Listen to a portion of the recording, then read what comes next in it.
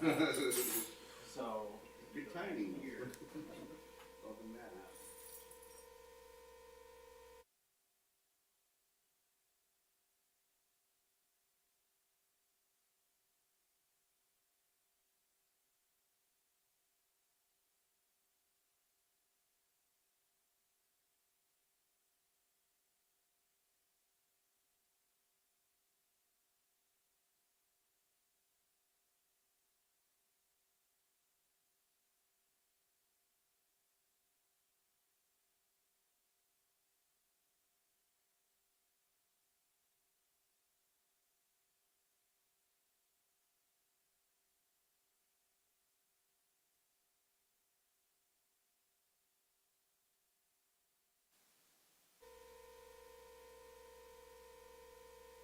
It's 5:02 for Tuesday, November 1st, closed session.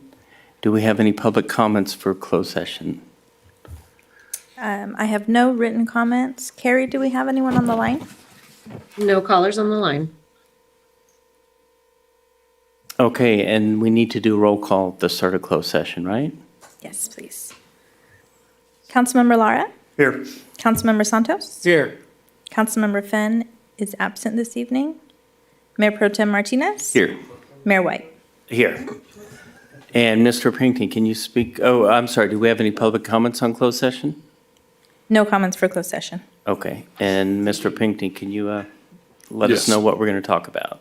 It'll be item B1, conference with legal counsel regarding anticipated existing litigation pursuant to Government Code Section 24956.9 D1 and/or 2 and/or 3, workers' compensation case number COBM 0107, and item B2, conference with legal counsel, anticipated litigation, significant exposure to litigation pursuant to Government Code Section 54956.9 D2 and/or 3.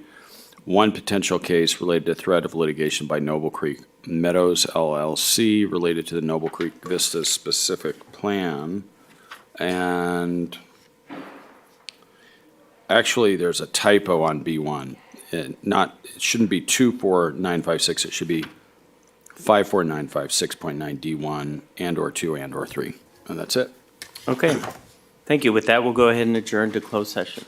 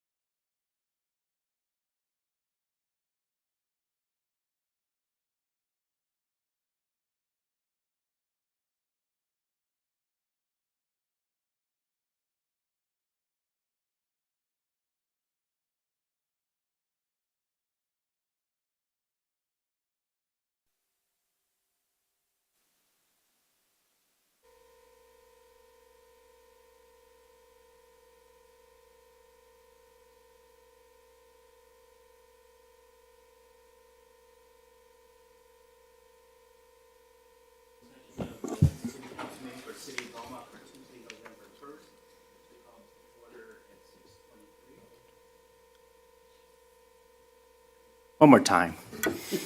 6:24, we'll call the meeting to order of the closed session, City of Beaumont City Council meeting, Tuesday, November 1st.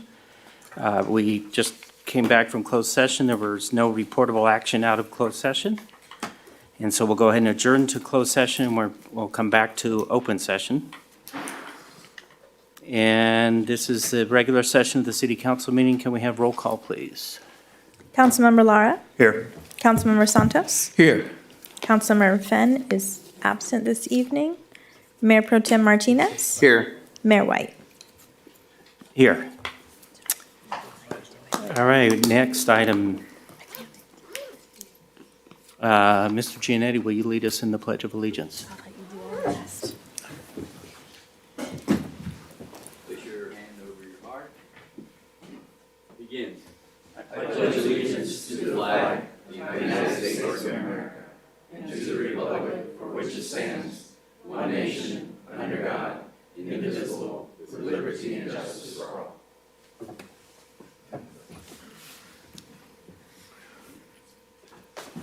Okay, we'll go to item E, E1, retirement acknowledgements. Carrie Mendoza, you have a presentation for us.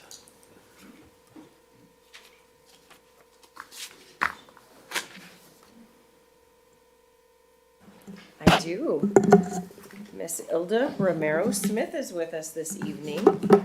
She began her career with the city in June of 2009. She performed duties as a bus driver for all of those years. She served as a trainer. She was very well liked by all of her peers. She was certified. She was a certified instructor through TSI for bus operator training.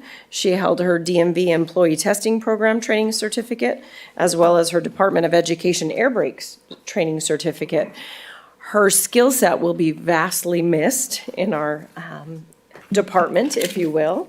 And we have a nice plaque on behalf of Mayor and City Council and the City Manager, Ilda. We'd like to congratulate you on your retirement, wish you well, and send you off. Come on up. Would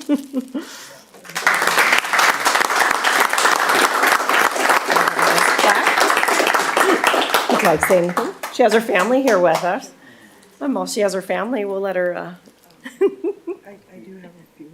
yes. And then we'll do a photo op with council. If you don't mind, I'll send her your way.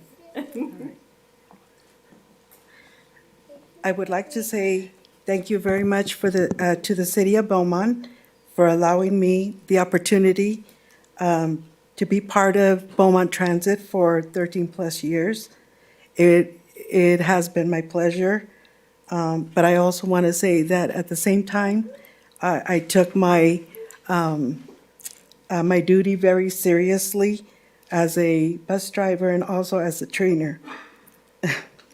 That has been my passion for many years, and especially I'm going to miss the team there at the Beaumont Transit and everyone here at City Hall, especially Elizabeth and Carrie that has helped me along the way. So thank you very much, and I truly appreciate the opportunity. Thank you.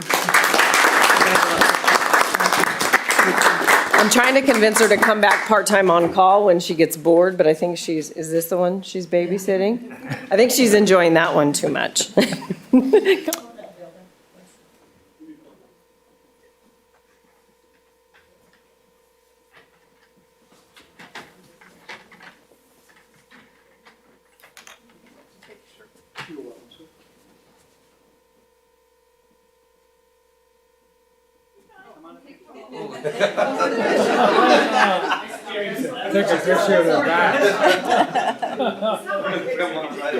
Don't be shy. Oh, for 30 years.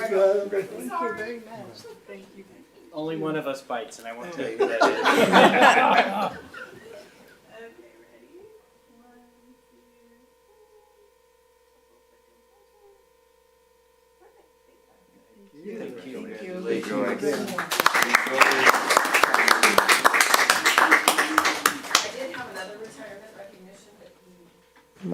Sorry. Yes, our other retiree ditched us, and we will have to postpone his presentation of his award to November 16th. Thank you. And now we'll move on to public comment period. Do we have any public comments for items that are not on the agenda? I have no written comments. Rudy, do we have anyone on the line? We have none on the line. Okay, so we'll go ahead and skip that and move on to the consent calendar. Items on the consent calendar are taken as one action item unless an item is pulled for further discussion here or at the end of action items. Approval of all ordinances and resolutions to be read by title only. Are there any items that, first of all, do we have any public comments on any of the consent items? No, sir. And do we have any items that council would like to pull for later discussion? Okay, so I'll take a motion at this time. Mayor, make a motion to approve consent calendar items G1 through G10. I'll second. A roll call, please. Councilmember Lara, Yes. Councilmember Santos, Aye. Mayor Pro Tem Martinez. Yes. Mayor White. Yes. Okay, we'll move on to public hearings. Approval of all ordinances and resolutions to be read by title only. We'll start with H1, which is a public hearing of specific plan amendment and tentative parcel map. And I guess this is Carol, all right? Carol Kendrick. Good evening, Mayor and Council. Carol Kendrick, Planning Staff, presenting this item.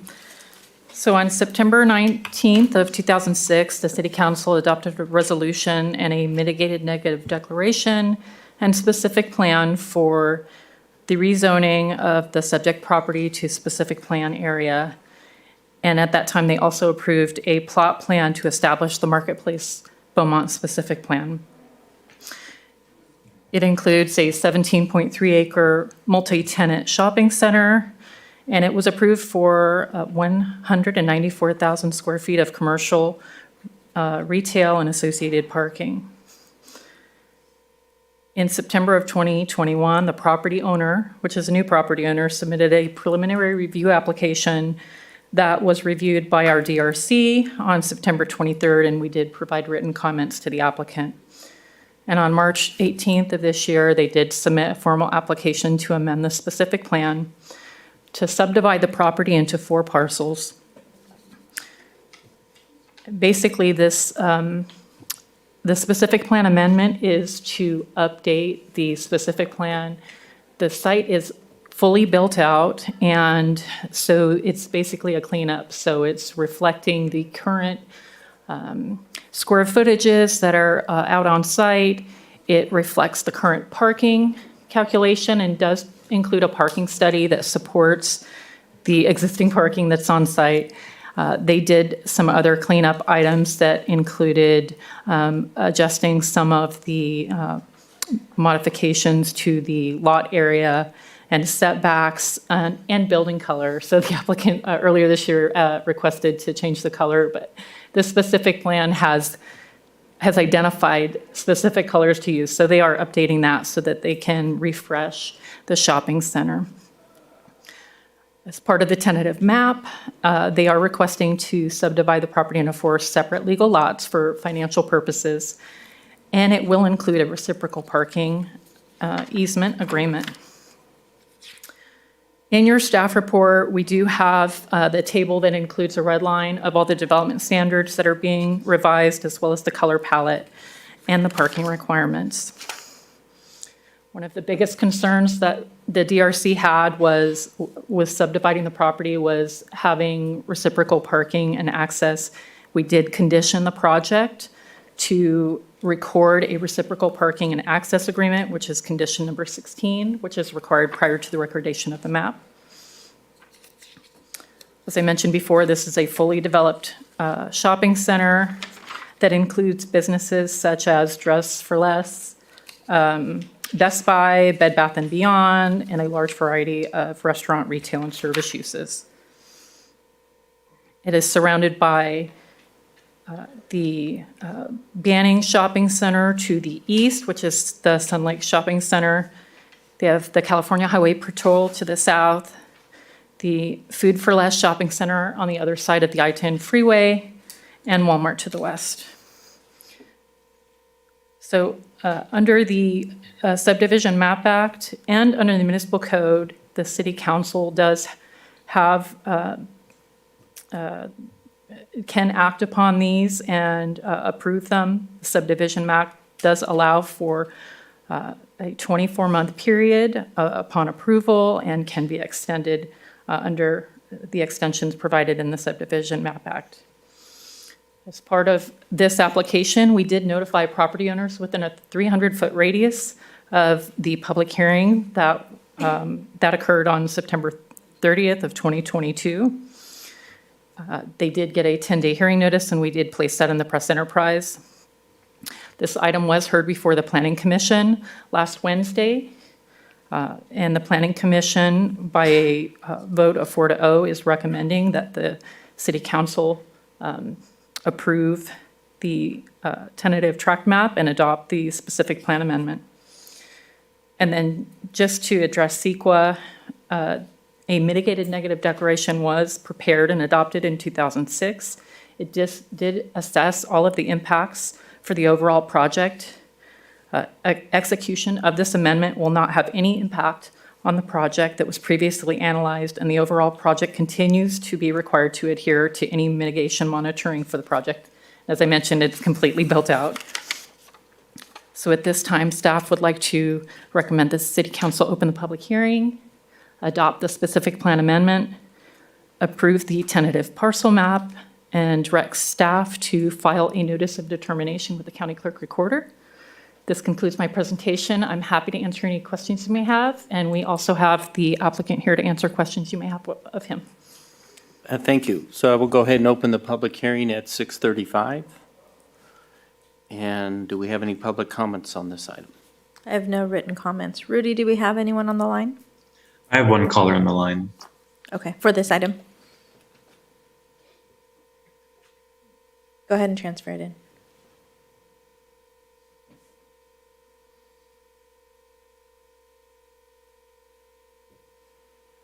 Caller, can you hear us?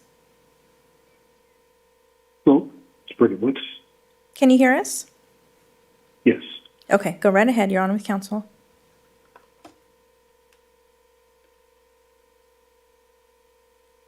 Hello, sir. Are you here to speak about the H1, the specific plan amendment? Yes, my name is Brady Woods. I am the, can you hear me? Yes, we can hear you fine. Yes. Yes, I can hear you. Thank you. My name is Brady Woods. I represent the property owner, Brixton Beaumont LLC.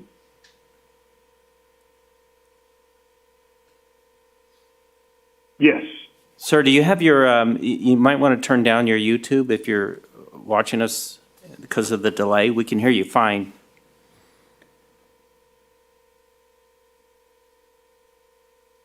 No problem. Okay, Can you hear me now? perfectly.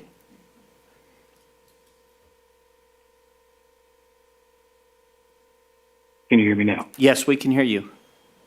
Okay, fantastic. Yeah, I'm sorry. No problem. Brady Woods, RM Design Group. I'm representing the property owner, Brixton Beaumont LLC, on this project. We just want to say that two things. One, it was a pleasure working with staff to bring this project before you tonight, council members. And we are in agreement with all the conditions of approval as recited by staff. I have stand available to answer any questions, as does the project owner representative who's in the audience today. Okay, thank you, sir. Do we have any other comments? Rudy, do we have any other callers on the line? I have no other callers on the line. Thank you. Okay, so I'll go ahead and close the public hearing at 6:38 and open it up to council discussion. Any questions? Comments? Mr. Lara, did you want to make a motion?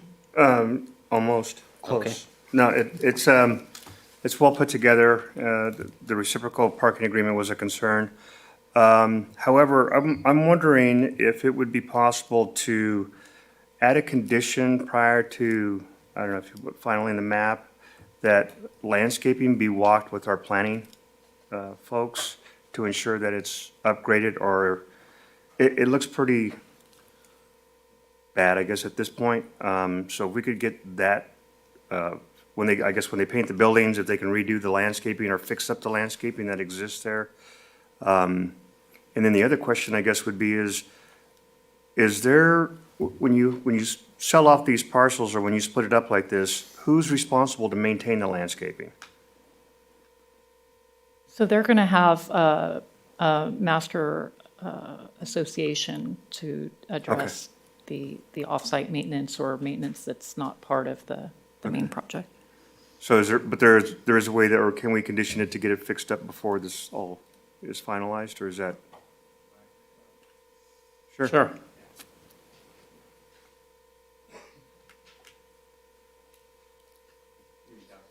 With regard to the landscape, so as part of this. Hold on one second. All right, good evening. As part of the landscape, part of the specific plan amendment that we're requesting is we're going to do a full upgrade of all the landscaping at the center. A lot of the stuff along Second and Highland is overgrown. We recognize that. When we purchased the property, we did a general cleanup, and we've been kind of just waiting for this specific plan to get approved so we can go ahead with the full-scale remodel of the entire landscaping of the center. We did the initial drive aisles, and that's the most we could do without a specific plan amendment. So I'm not sure if the landscape plan was included in our submittal, but I'd be happy to share that with planning and with council so you can see what we're looking at doing. So would that have to be done prior to finalization or recordation of the map, or is? Well, so the specific plan does have a plant palette, and it does have information on the plant materials. We also have in the municipal code that typically the landscaping has to be upkept, so we can do that through our code enforcement. The applicant is aware, so we can work with code enforcement to let them know that, this is a property that needs some attention in the landscaping, and so we can enforce it through that. And we can give the applicant an opportunity to go ahead and take care of that before we, okay. Our Fine. intent Thank was you. to get it done before the blackout dates hit for those retailers, because we can't do any common area work between November 1st and January 28th. So we plan to do just a cleanup of it while we wait for those blackout dates to expire, and then in February of next year, full-scale I appreciate that. Thank you landscape very upgrade. much. Yeah, okay. That's fine. Thank you. That accommodates, or accomplishes my concern, or addresses it. So with that, you get to a motion, right? I'll make a motion. Here we go. To direct staff to, make a motion to adopt the specific plan amendment, SP 2022-0008, to the Beaumont Marketplace specific plan, approve the tentative parcel map 38232, parcel map 2022-0011, subject to the attached condition of approval, and direct staff to prepare a notice of determination to be filed with Riverside County Clerk Recorder. I'll second that. Yes. Yes, we did. 6:38. Roll call, Councilmember Lara, Yes. Councilmember Santos. Aye. Mayor Pro Tem Martinez, Yes. Mayor White. Yes. We'll move on to item H2, public hearing of request to subdivide tentative parcel map. And on that, again, Carol Kendrick, please. Good evening, Mayor and Council. This is an application for a tentative parcel map 38519. It was submitted to the city on August 24th of this year, and it proposes to subdivide parcel 4 of recorded parcel map 35789 into 3 parcels. This is also commonly referred to as Sundance Corporate, so this is just the hard corner. And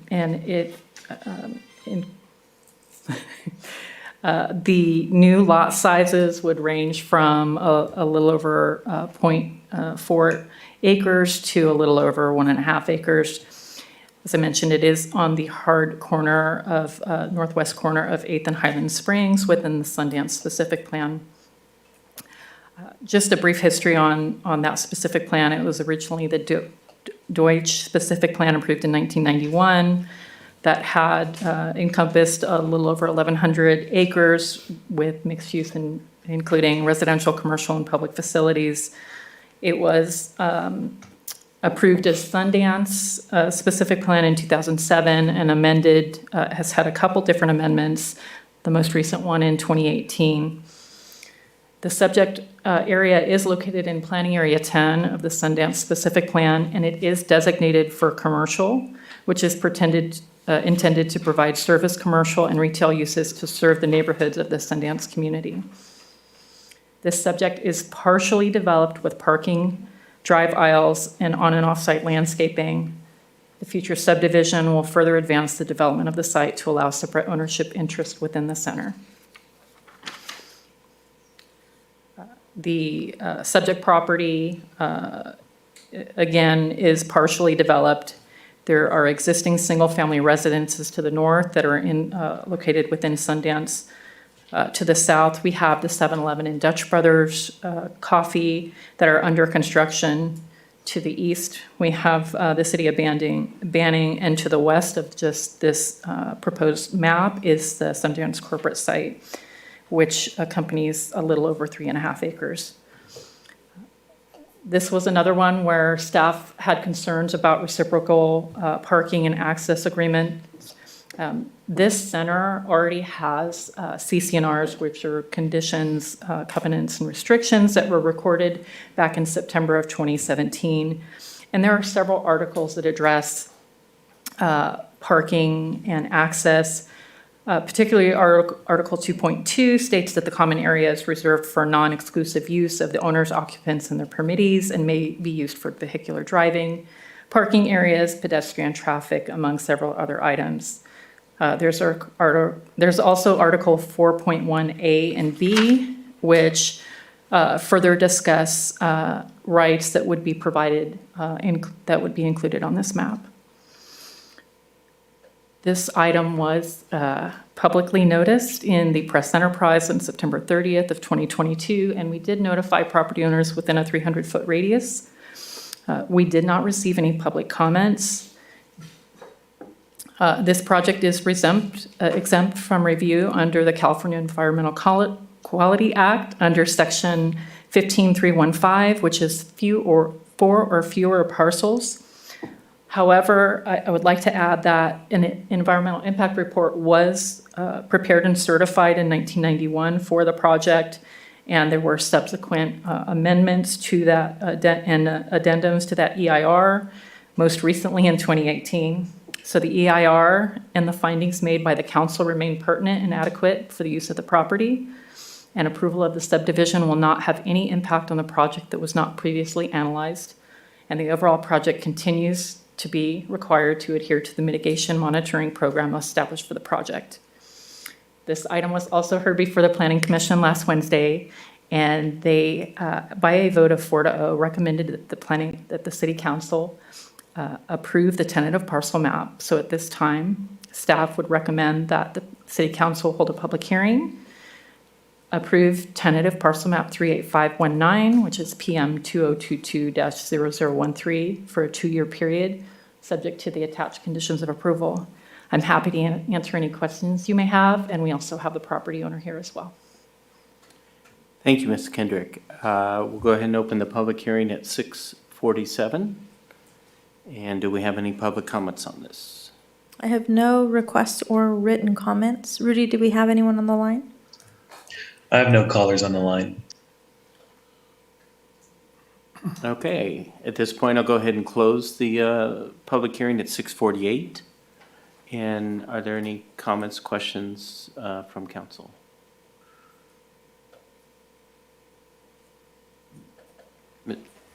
Okay, seeing no comments, I'm open to a motion. I'll make a motion to approve tentative parcel map number 38519 PM 2022-0013 for 2 years period, subject to attached conditions of approval. I'll second. Councilmember Lara, Yes. Councilmember Santos, Aye. Mayor Pro Tem Martinez, Yes. Mayor White. Yes. Okay. We'll move on to H3. Public hearing and consideration of a resolution for the First Amendment to the 5-year fiscal year 23-27 capital improvement plan and the amendment to the fiscal year 23 budget. And we have a staff report from Jennifer Eustachian. Good evening, Mayor and Council. On October 25th, City Council had a special workshop to discuss the current financial condition of the city and to discuss recommendations that were brought forward to the City Council for appropriation of unprogrammed revenues in the fiscal year 23 budget of $7,376,932. The City Council also discussed the current general fund unaudited fund balance, and that amount is about $40.4 million. And City Council discussed the correct level of reserve within that fund balance and discussed the recommended use of a portion of remaining available funds. This item brings forth approval for the direction that was provided by the council at that workshop.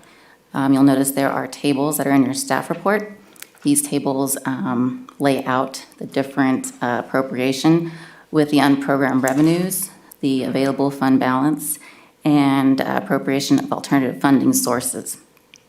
The capital improvements that are also included in here are listed in the table and are included in the amended 5-year capital improvement plan that's attached to the staff report.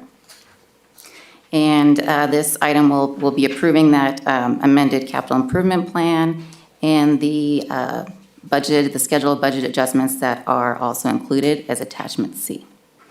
With that, I'm available for any questions you may have.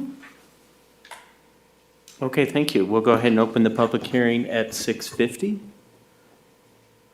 And do we have any public comments? I have no requests or written comments. Rudy, do we have any callers on the line? I have no callers on the line. Okay, we'll go ahead and close the public hearing at 6:51 and open this up for council discussion.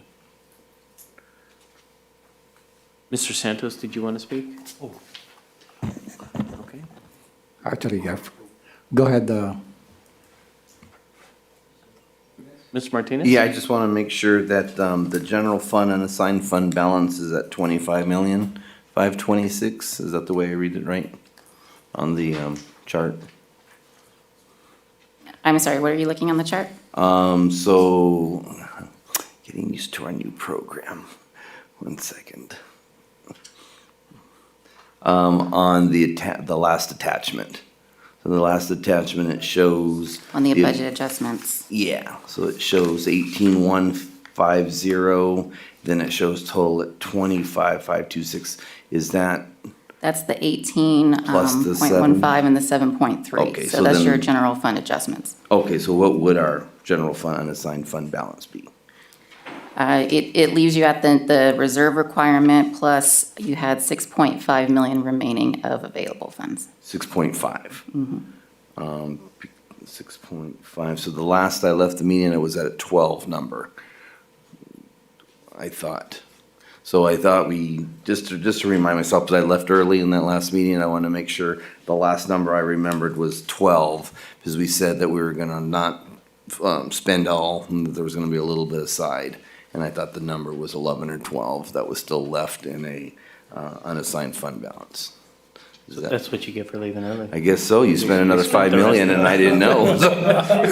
So is that incorrect? Or so you're telling me the unfund is 9 something? I just want a number because I need to know what's still unassigned. Unassigned, For so you future. have the 9 point, it's like 9. Well, we have 0.7, and then the 5 9.7, we million have for the 5, reserve, and we have the 1. And then you have a remaining 6.5 of available. Okay.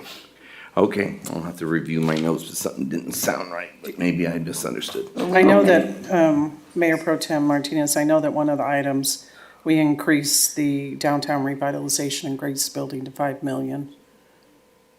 That would Was have that We was also after? added $1 million for street lighting. I don't think that was in here. And the traffic originally. study. that would And a have traffic study. that would have done it. Okay, thank you. So That's all. the $1 million was for street lighting downtown. Okay, and the 5 was for the, Yeah, it was originally, I think they brought it to us at 4, I Correct. believe, and we Correct. went up to 5, conditioning $1 million on the Grace Building. perfect. Okay, that's all I needed. Appreciate it.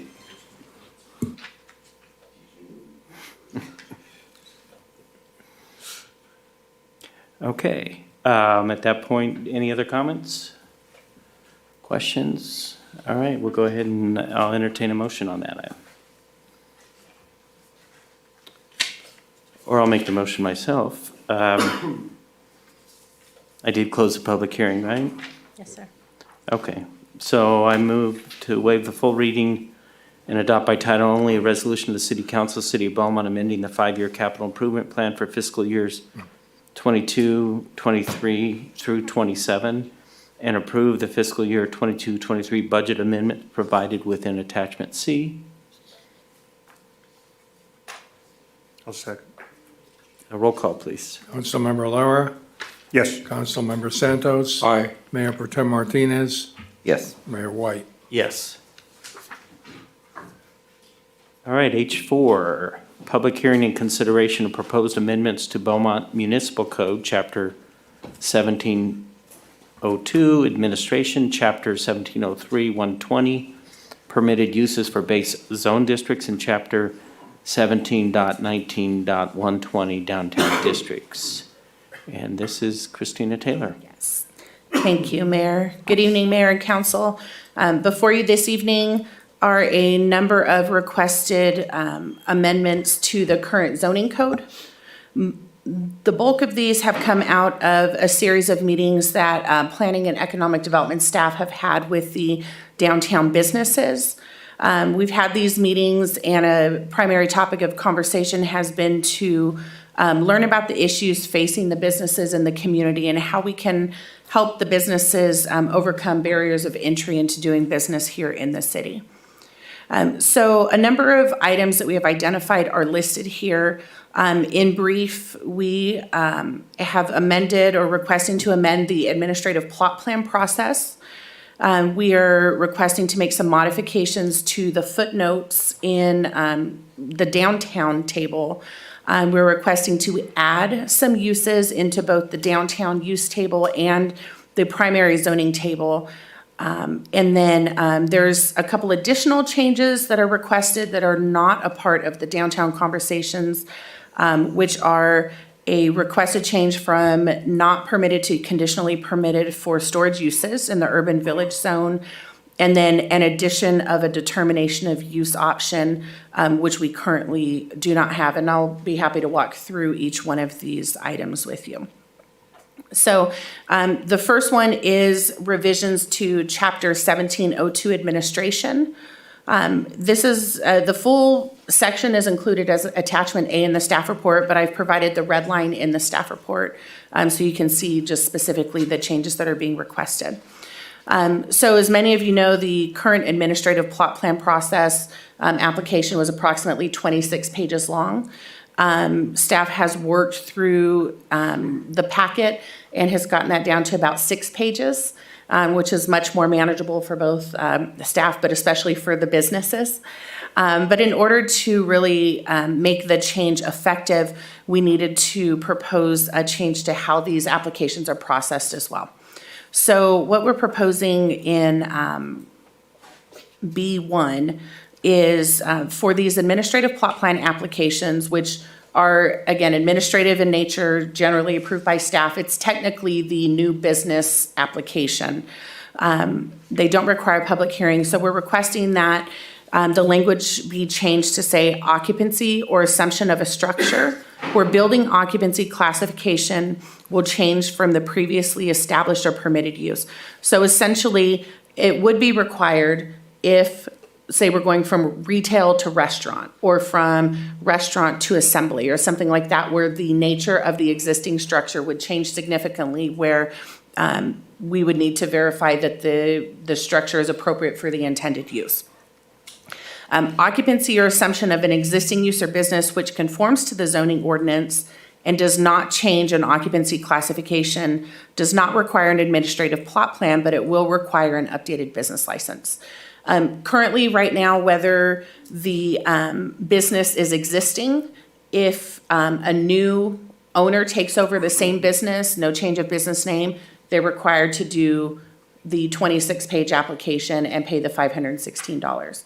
If an existing business changes its name, it's required to redo the whole application again and pay the $516. So what we're trying to do is just streamline this down to where we can verify zoning, we can verify the essential existing conditions out on the site, and then issue the business license if everything is in conformance. So the second part of this was we removed 2 sections from the administrative plot plan, which were model home complex and then temporary use. And we have made those subject to a minor plot plan. So typically with a model home complex, it's written into our specific plans that those are processed through a minor plot plan through the planning department anyway. And so that helps us look at the layout of where the models are gonna go. We get to look at the front yard typicals. And we have a mechanism then to make sure it fits in with the whole development so that at the end of everything being sold, we see that, okay, these will then be converted into essentially the final 3 houses that are occupied or 4 houses, whatever it is. And then it makes sense. So typically we would not do that through an administrative plot plan process, which I said earlier is geared really towards new businesses. The other one is for temporary offices that would be used to operate a business on a site while the site's under construction or being upgraded. We do see this on occasion. There's not much of a mechanism other than a minor plot plan to regulate a long-term temporary use. So again, treating it somewhat like a model home complex that's used as an office or might be used as a sales trailer, for lack of a better term. Using the minor plot plan allows us to apply conditions, allows all the departments to look at it, but also allows us a mechanism to ensure that they're processing their plot plan at the same time, so that we have a permanent goal at the end of what we're looking at. So that's it for that first section. I'm happy to answer any questions before we move on to the next one, or I can move on. Mr. Laura, you have some questions? Yes. On that, when you talk about where say the business is the same, maybe it's just, say it's a real estate business, and the name changes, and they just get the business license, right? Is a building permit process and a certificate of occupancy separate from this process? So we only issue certificate of occupancy the very first time a building is occupied. So we wouldn't issue another C of O, but we would update the business license and then update the building files if there were any tenant improvements or anything like that. So the certificate of occupancy wouldn't be updated to reflect the new owner or the new business in it? No, we only do a C of O on the first. Okay. Yeah. So upgrading ADA requirements, anything like that's not done through the business license, so correct? Not typically, not unless there's some glaring, like if an inspector walks it and we notice that there's ADA, then obviously that would have to be addressed. If they don't submit for tenant improvement ahead of time, that would be the only other time that we would Okay, so go into the building. you'd have to do that through a tenant improvement, but if there was no Right. tenant improvement and everything was staying the same, then you would just issue a separate business license? Correct, Okay. yeah. Thank you very much. That's all I have. I don't see any other questions for this first section. Okay. So the second requested update to this code section has to do with determination of use opportunity or option. So in the permitted use tables, we have very specifically listed uses that it can occur in each zone. On occasion, we come across an applicant or an applicant inquires about a certain use that is not listed in the table. So essentially at that point, we have 2 options. We can either deny or let them know it's not a permitted use and so it cannot occur in the zone, or we would come to Planning Commission and Council and request the zoning code be updated prior to being able to accept an application for a use that was not specifically listed. What we're asking for this evening is the language included in the staff report, which would allow for community development staff to make a determination of a similarity of use. So essentially, if someone applied to do a use that, I don't know if you all recall, TerraGen, which was our battery energy storage facility that came up a couple years ago, was not a permitted use. And so we did not have the section in the code that allowed us to say, oh, this is similar to a utility, other energy type utilities that we already have permitted in the code. So we had to come back and do a zone change to allow specifically this use before we could process the application. So this would allow us as staff to make a determination that even though a use is not specifically listed as permitted or conditionally permitted, that it is sufficiently similar to something else that's currently classified in the zoning code, and that we can justify that it be deemed either permitted or conditionally permitted in a particular zone. So before doing that, there are four things that must be identified, which is the proposed use would meet the objectives of the zone, the use and its operation are compatible with the other uses that are permitted in the zone, the use is similar to one or more uses in the zone, and that then planning staff would then subsequently notify both the planning commission and the city council that a determination of use has been made. And so there was some discussion on this at planning commission as far as what happens if council or planning commission doesn't agree with staff's determination of use. So and they kind of punted that up to you guys. So if you want to have a discussion on that, otherwise staff we researched this with the city attorney's office as well and looked at what other cities allowed for and came up with this as something that's very commonly used in other jurisdictions. But I'm happy to answer any questions on this before we move into the specific uses that we're requesting. So basically the last sentence, you said that you discussed or you researched other cities to see how they handle it. Mm-hmm. And this is what you've come up with. What do you mean by this is what you've? Oh, I'm sorry, the what's in redlined in the code. So this section about making the determination and the findings that are included there. Okay. So What page are you on?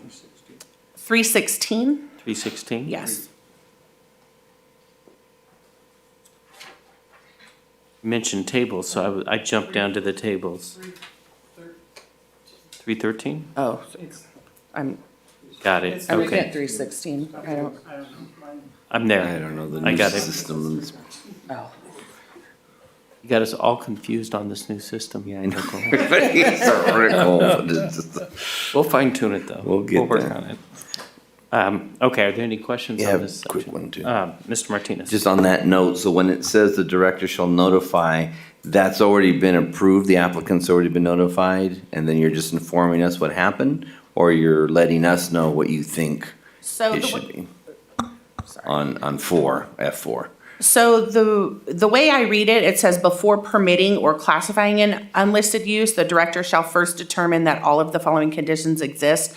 So those three are listed plus the fourth one. So I read that to mean I'm going to report to you guys and planning commission prior to finalizing. It says before, but If we're gonna go for that, I'd like that clarified a little bit more, if this is the way we're gonna go. I mean, I think I prefer to come and let us know if it's something that's not on there, what you wanna do, just, I would be more comfortable with that, but this would be an alternative that I would go with as well. Because it still just, not that we doubt, but it still just allows the council to weigh in and the commission to weigh in on that. we can add, the director shall notify the planning commission and city council of determination of use prior to issuing approval to the applicant. Or prior to notifying the applicant of a decision, I think is probably more appropriate. And would that notification mean it would come formally before for discussion? Yeah, so we would go to planning commission and then we would bring it to you all and then if there's concurrence, then we could notify the applicant, okay, you're approved, there's concurrence. If there was not concurrence, then we would notify the application that it was not. And, I'm sorry. I'm good. And how is this different from the way we handled Terrigen, or is it different? It is very different. So in order to, or anything, Terrigen or any other use that is not permitted, so we have to do a zoning code amendment to add that use into whatever category that we would want it in. So it would go to public hearing, and we would have to classify it, identify it as permitted or conditionally permitted, and then go to council. It would be a full, essentially a code amendment adopted by ordinance. Takes 30 days, to take effect after the second reading, and then we could proceed with accepting an application. So just to be clear, the question I was asking you is, I'll rephrase it. Would Terrigen be going through a different process now once we approve this? They would have gone through the same process. It would have happened much more quickly. Okay. Okay, any other questions? Mr. Laura? Yeah, no, I think, I really like the way that you've streamlined this, and it still gives us, staff the opportunity to report back that they support the change, and we can weigh in on it. Now, if you did not support the change, this would not come back to us at all. It would just be, you would just notify the applicant. Right, yeah, we would then This- notify the this is- applicant, and then they would have the option to file an official appeal to both planning commission and then city council, and that process is already outlined in the code. Yeah, no, I appreciate the effort on streamlining that. Good job. Okay, so I think we're good on that section. Okay. All right, so moving to the next section, this proposed addition to the code comes out of topics of discussion, both at the economic development meetings as well as with just individual business owners. And so staff is recommending from the planning commission discussion and so on to add breweries and distilleries as a conditionally permitted use in the manufacturing zone, and adding brewery and distillery or other beverage production with on-site tasting and consumption as conditionally permitted in both the commercial zones, manufacturing, and the urban village zone. And then, of course, not permitted in the residential zones. And the reason for having them conditionally permitted is because we are required by ABC to go through the conditional use permit process to get the approvals and submit all of that findings from the planning commission to ABC before an establishment can receive their liquor or alcohol license. And right now, without this, if someone came to us and it was not zoned here, it would be a much longer process as well? It would be essentially having to add it into the code or make a determination of use. Okay. I don't see any questions on this one. Okay. All right, so another change to the permitted use table, and this has come out of some requests with various business owners and staff discussion, is to make a change to the mini storage, mini warehouse, self-storage, or other public storage facilities that currently not permitted in the urban village zone, only permitted right now in the manufacturing zone. And their staff is recommending to consider allowing the uses subject to a conditional use permit in the urban village zone and have it only apply to the properties that are fronting along Western Knolls Avenue. So this had gone in a different format to the land use committee a couple of times and had some discussion. And then it's come through we have a couple businesses down in that area that are currently non-conforming uses due to the zone change that occurred when we updated the general plan. And this would remedy an issue for those uses as well. The concern, obviously, is that we don't want to open up the entire urban village zone to storage facilities, right? We have the storage ordinance that council adopted a while back in place. These uses, even if they're conditionally allowed, would still also have to meet the criteria in the storage ordinance that's adopted. But this would allow for some of the existing businesses to to move to a conditionally permitted status instead of non-conforming would allow them to do some cleanup and expansion of their existing facility. And there's a couple pieces there that I think might qualify under the storage ordinance for some future development. But again, the caveat on this would be adding a footnote that not just conditionally permitted, but again, only the frontage along Western Knowles Avenue. And I have an exhibit if council would be interested in seeing that as well. Okay. Mr. Martinez. Thanks. Yeah, so the Plus Committee talked about this, Mr. Finn and I, and it was our concern that we don't open it up to something that really wasn't zoned there. But it was a compromise in this case to further those landowners to be able to utilize their property and the properties next to them to fulfill something useful for the community, but also being fair to future development. So I think this was a good compromise to get to that point. So we supported it both. Okay, Ms. Taylor, you mentioned, I don't know if it's in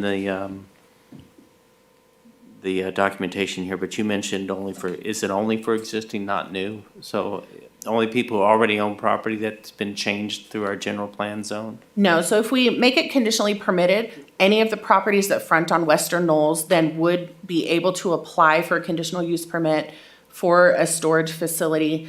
They would have to go through the regular CUP process. The analysis would include comparison of the storage ordinance to what they're proposing. So it would not just be for existing. What it would do is remedy the non-conforming status for the existing businesses. Okay, great. All right, I think we're good on that one. Okay. All right, so the next one is very similar to the previous brewery distillery. We're also proposing to add breweries and distilleries as well as breweries, distilleries with on-site sales, tasting, and consumption in the downtown use table. So we would conditionally permit them in 6th Street mixed use and in local commercial, not allowing them in the downtown multifamily residential, and not allowing them in the 6th Street mixed use residential, but conditionally permitting them two separate. So the brewery and distillery conditionally permitted in 6th Street mixed use and local commercial. The ones with the tasting room would then be conditionally permitted in the commercial zones with the exception of downtown multifamily.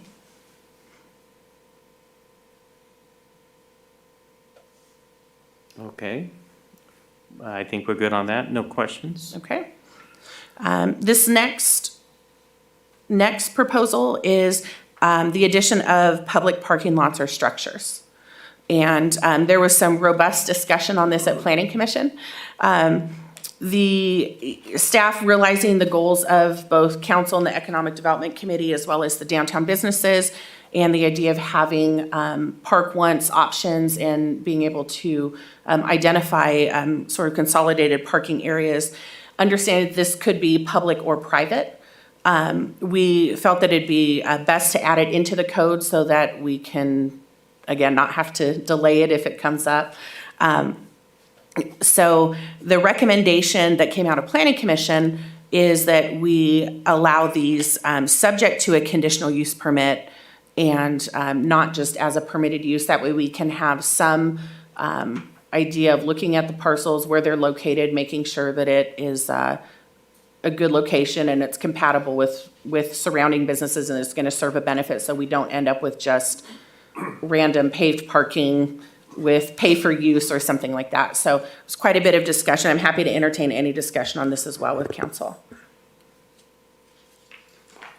Mr. Martinez. Yeah, so is this what would give us maximum control over those types of structures? Because I want to make sure we have maximum control over that. I mean, that's a critical thing that as you can hear was a robust discussion. I want to make sure we have that. So this will allow it to come back, have staff go through it, have planning commission go through it, and then come to council. So conditional use permits do not typically come to council. If this is something you would like staff to just do a report back to council on, we're happy to do that. The only time this would come to council if there was a decision made at planning commission, someone didn't agree with, and it was appealed. And that's what's established in the code. But if you're interested in number of applications and how this is going, staff can do informational items for council if that's what you'd like. This is one of those that I would like to maintain control on structure. Lots, not so much, but it comes together. But the structure, I think we really need to have come back to us so we can watch and see and make sure they're placed and so forth. I've seen a lot of structures from different cities, and they can really, if they're not maintained correctly and stuff, we've got vagrant issues, we've got a lot of stuff that go on in there that I want to make sure they're placed right and so forth. So that would be my suggestion to council on that. And how do you do that? Do you change those Cs to Ns? Is that how you do that? So if we put them as ends, then they're not permitted.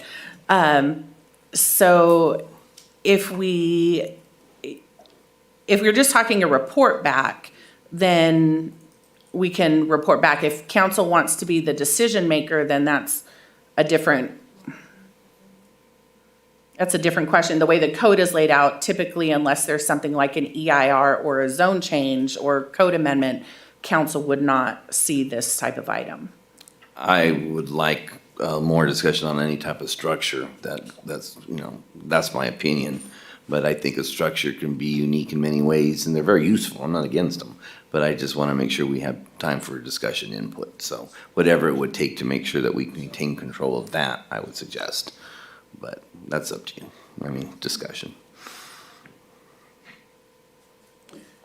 So at this point, with the conditional use, with the Cs there, we don't have that, correct? Yeah, with the Cs, it would stop at planning commission. Okay. If you're concerned about the structures more than the lots, we can strike structures at this time and just put parking lots. And then if we had a discussion on structure, we could bring that back as maybe for a determination of use or something along those lines, or,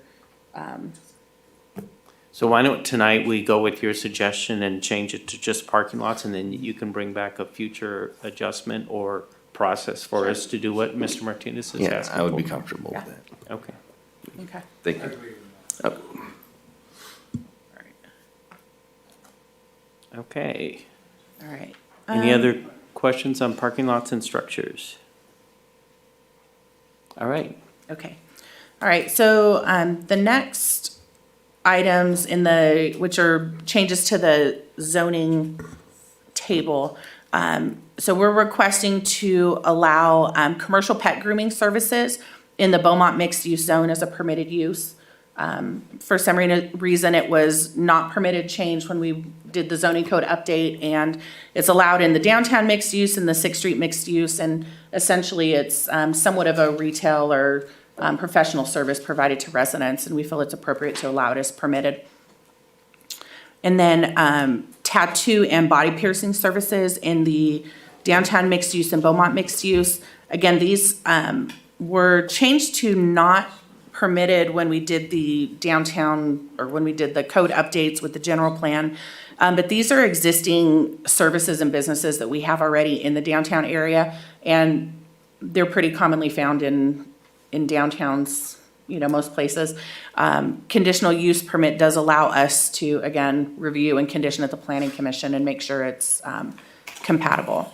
Same thing with billiards and pool halls, as well as dance studios. So we're requesting that those would be conditionally allowed, and the planning commission can make a determination. Okay, I think we're good on that. Okay. All right, so the final proposed changes are to the footnotes in the downtown permitted use table. So these footnotes pertain to various uses that were identified, some of them new, some of them existing, when we did the downtown area plan and the general plan update. What we found through discussion with numerous business owners over the last year and a half is that the square footage limits that are established in these footnotes have really been preclusive of businesses doing expansion or modification to their existing size or their existing location. So on number 2, there are some uses that were precluded from from occupying or from existing along Sixth Street and Beaumont Avenue. And so staff is requesting that instead of just completely precluding these businesses from occupying, that we require conditional use permit through Planning Commission. And that's essentially what we're asking for through each of these footnotes. So we have certain uses that were limited to 2,500 square feet. And again, if a business, what if they need to be 2,750, right? So when we have this hard, fast number, staff is essentially precluded from having much of a conversation with the applicant about expanding their business. Whereas if we have the option to take it to Planning Commission, we can accept the application, we can look at the process, we can, condition it accordingly and make sure that the size and scale is appropriate with what's essentially surrounding or where they're occupying. Same thing on the 5,000 square foot and the 10,000 square foot. So the other caveat is on number 4. And so the code says these uses shall not be located on any parcel which is within 1,000 feet of any school, 12th grade daycare, youth center, et cetera. That applies to liquor stores, but it also applies to fast food and restaurants serving alcohol. And so again, instead of precluding them altogether, we would like to be able to let Planning Commission make a determination and also notify the surrounding property owners and get their input on whether or not it's an appropriate use. And we did have some discussion on that item at EDC with the school board and whatnot. So anyway, all of these were, as presented, were forwarded as a recommendation from the Planning Commission to council. And so at this time, staff is requesting that council hold a public hearing and waive the first full reading and adopt by title only an ordinance of the City Council of the City of Beaumont, amending the Beaumont Municipal Code chapters listed. And I'm happy to entertain any additional questions. So there, in the EDC, there was some discussion on item number 4, and there was, if I remember correct, there was an item that we excluded from being unless approved by the Planning Commission. So can you just let council know what that was? I think it was the. It was the, let me pull up the table. I believe it was the liquor stores that were, it was the liquor stores. I don't believe they had an issue with the restaurants, if I recall. Or restaurants that served alcohol. It was Restaurants just that the served alcohol. specific liquor stores, right? Yes. So those are still precluded from within 1,000 feet of any school providing instruction. So with this, they would still be able to apply for a conditional use permit. If we would like to exclude them as well, we can change that footnote. So can you tell me where footnote 4 is in the document? I don't know how Let's hard see. that is to tell me. Let me go down. Because I do remember there was some concern from, and I think the school board, school district people had some good points. 351, let me get all the way to the bottom. So it'd be 356 of your agenda packet. Okay. And so I know there was some concern about the liquor stores, so I'll find you the footnotes and hear what they apply to. It's bars and cocktail lounges and liquor stores. So are they under footnote 4 now? They're under footnote 4 now, yes. Okay. So they could be approved by Planning Commission? They could be approved by Planning Commission, or we can strike liquor stores with the downtown, because this applies to downtown, I'm hesitant to remove restaurants that serve alcohol, right? Because that's sort of where we're going with the whole downtown thing. But liquor stores. And I think we also discussed that there weren't any schools really within 1,000 feet of the area we're talking about? Yes, correct. I think there might be a daycare at Beaumont Avenue, mid-block. Yeah, the Head Start that would fall into that. And then there's the school on, I think, was it Wellwood the charter school. Those were the two that we can identify. In-home daycares anymore, the state has said the city doesn't have jurisdiction, so we don't really get notified of other facilities like that. So those would be the two that we would. And there's already bars and liquor stores within 1,000 feet of the Head Start, just Yeah. with its current location. Yeah, so just clarify then, so we would keep the no liquor stores shall be located within 1,000 feet, and then modify it to allow restaurants that serve? Is that what we're looking at? That's what council would like to do. I've provided the planning commission recommendation, but we can modify it. But that is not what you have that we would approve. We need to tell you, we want to make that change. to Yes, if approve you would this. like to make that change, then that's what I would. And the change is to exclude liquor stores. Yes, Does sir. that impact any of the existing liquor stores? It doesn't, right? If you say there's one that's within 1,000 feet of the Without charter running it school. off on the GI, I mean, maybe Mike's Liquor on. But that wouldn't 6 impact it use- because it's already, I mean. we're Oh, it's not- already, yeah, we don't have any currently filed that Okay. this would impact, Okay. if that's what you're asking. That's Yeah. what I'm asking. Okay, Okay. yeah. Are you guys good with that change? Is that the change you want to? I mean, I'm comfortable, I think, okay. Okay. So we have a couple changes for you, right? Yep. 2, we had that one, and then we had, Strike the structures from, yes, Yeah. and that's the only changes that we had? Yep. Okay. So we've had the public hearing opened and closed, right? No, we have not done that Okay, yet. so let's go ahead and open the public hearing at 7:29. Do we have any public comments? I have no requests or written comments. Rudy, do we have anyone on the line? I have no callers on the line. Okay, so we'll close that at 7:30. And I'll move to waive the first full reading and approve by title. I'm sorry, are there no questions or comments from council, right?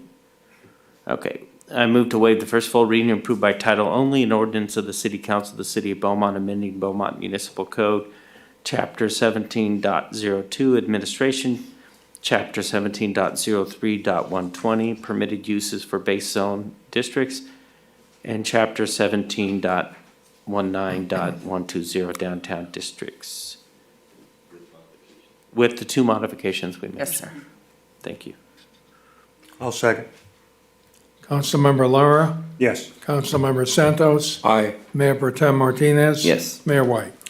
Yes, now we'll go to item H5, the tentative track map 32850 modification to conditions of approval. Mayor and council, this item and public hearing has been continued to the November 15th, 2022 council meeting. Okay. And next item is, we're going to move into the action items. Do we need a break? Do we have any people here in the audience that are here to represent somebody on any of these action items? Anyone put it? Okay, so we'll go ahead and take a quick 10-minute break, and then we'll come back and finish up with the action items. All right?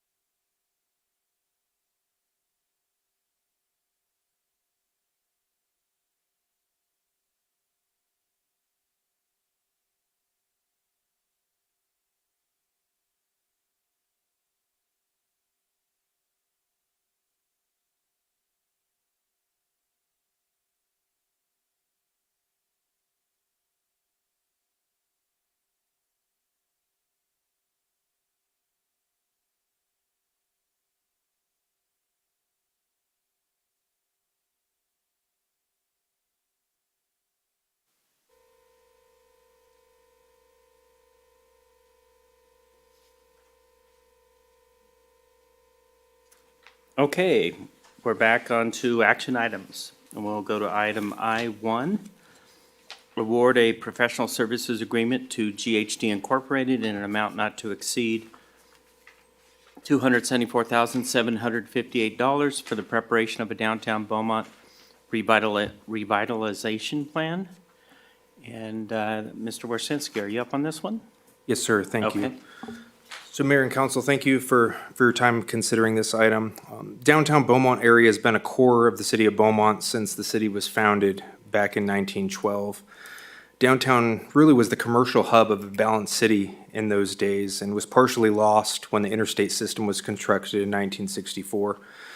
The area thrived for many years. However, as new development patterns emerged in the post-war era, downtowns across the entire country started to lose favor with public across the country. New suburban development patterns took hold, and we started to see strip malls and malls and so forth. And my colleagues across the country are all seeing the same type of theme, which is that there's now this interest to return to Main Street or downtown. And that is really the same thing that we saw in our community survey that was performed throughout the community a couple years ago. Also, the goals of the city council are contained within the general plan as well as the economic development strategic plan, in which we want to incentivize revitalization of the downtown area to achieve the vision that the city council has established throughout the general plan for that downtown vision. So to help achieve those goals and visions, staff solicited proposals for a consultant to assist the city in developing an implementation strategy, an implementation document to work towards accomplishing the city council's vision of the downtown commercial core. The plan will be transformative while accomplishing multiple goals in which to analyze and fully understand the physical environment, regulatory needs, city objectives, including citizen and stakeholder desires, to establish specific development goals, strategies, as well as an implementation plan with corresponding timing, anticipated cost, potential funding sources for each implementation action identified. Outline strategies for business attraction, retention, and expansion within that core area. Conceive strategies to incentivize and encourage that area to develop. And lastly, provide guidance on enhancing the physical form of the downtown environment through urban elements like streetscape improvements, building prototypes, and updated design requirements. So in August of this year, staff published an RFP. The RFP was reviewed by 68 firms. 53 of those 68 actually downloaded and reviewed the proposal document. Before the due date in September, the city received 4 proposals. And through our review process, which was completed, as well as 2 sets of interviews, once certain firms made it to the next level, staff selected one firm that we felt was qualified, demonstrated vast experience in this exact field, and also the Finance and Audit Committee, the subcommittee dealing with RFPs, reviewed the city's preferred selection and concurred with staff's recommendation. So staff is recommending that we move forward with GHD Incorporated to provide the downtown revitalization plan in accordance with the scope of services contained within that proposal. The proposal document is attached to the staff report.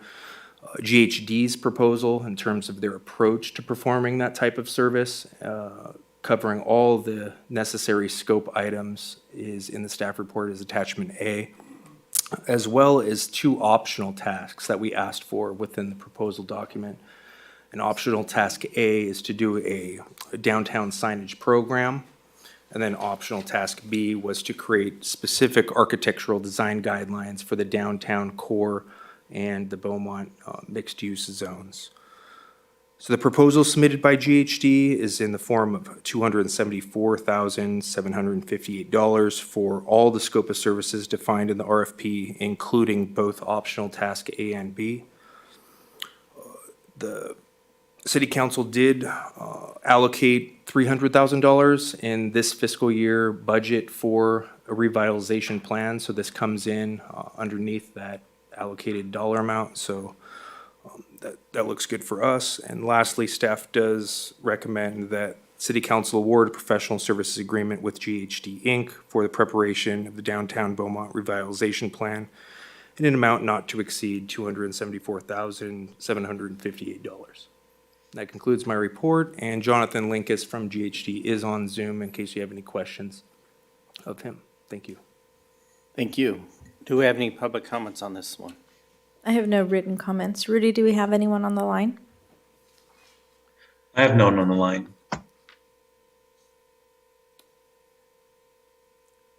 Okay, Mr. Linkus. My concern, or not concern, but what I'd like to know a little bit more about is your project approach, and basically how you're going to get an understanding of sort of what the council is looking for, what our community is looking for. You talk about in item C, the project approach, you lay out some items, but I'd like to sort of hear it from you briefly as to what your approach is as far as working with the stakeholders and the community. Thank you, Mayor White and Council, for having us on. I think your question pertains to really how do we ensure that your intentions are coordinated with what's going into the plan, and how are we also engaging with private landowning stakeholders as well. I think what's important is that we have several workshops that are set up to create an internal engagement point with the Planning Commission. I believe we have some council engagement here in our scope as well. And there are 2 community visioning workshops that Kyle and I believe also the council can help determine who's attending that. And those will be chances to review the content that we've developed to date. So there is an engagement process baked into our scope.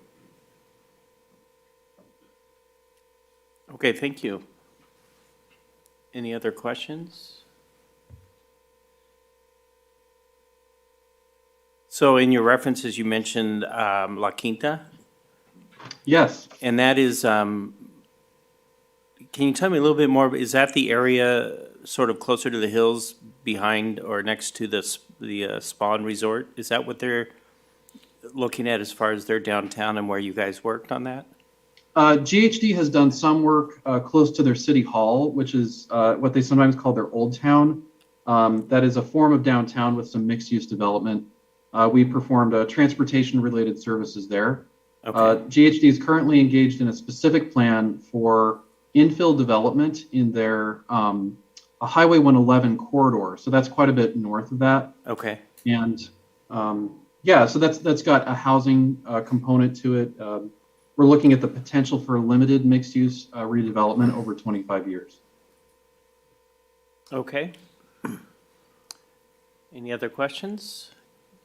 Okay, I'll entertain a motion at this time.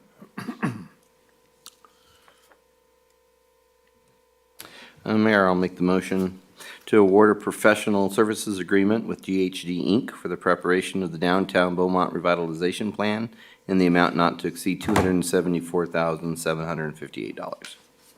I'll second. A roll call, please. Councilmember Lara, Yes. Councilmember Santos. Aye. Mayor Pro Tem Martinez. Yes. Mayor White. Yes. Thank you, Mr. Linkus. And we'll move on to item I2, award a public works agreement for construction of CIP 2017-009, Pennsylvania Avenue widening.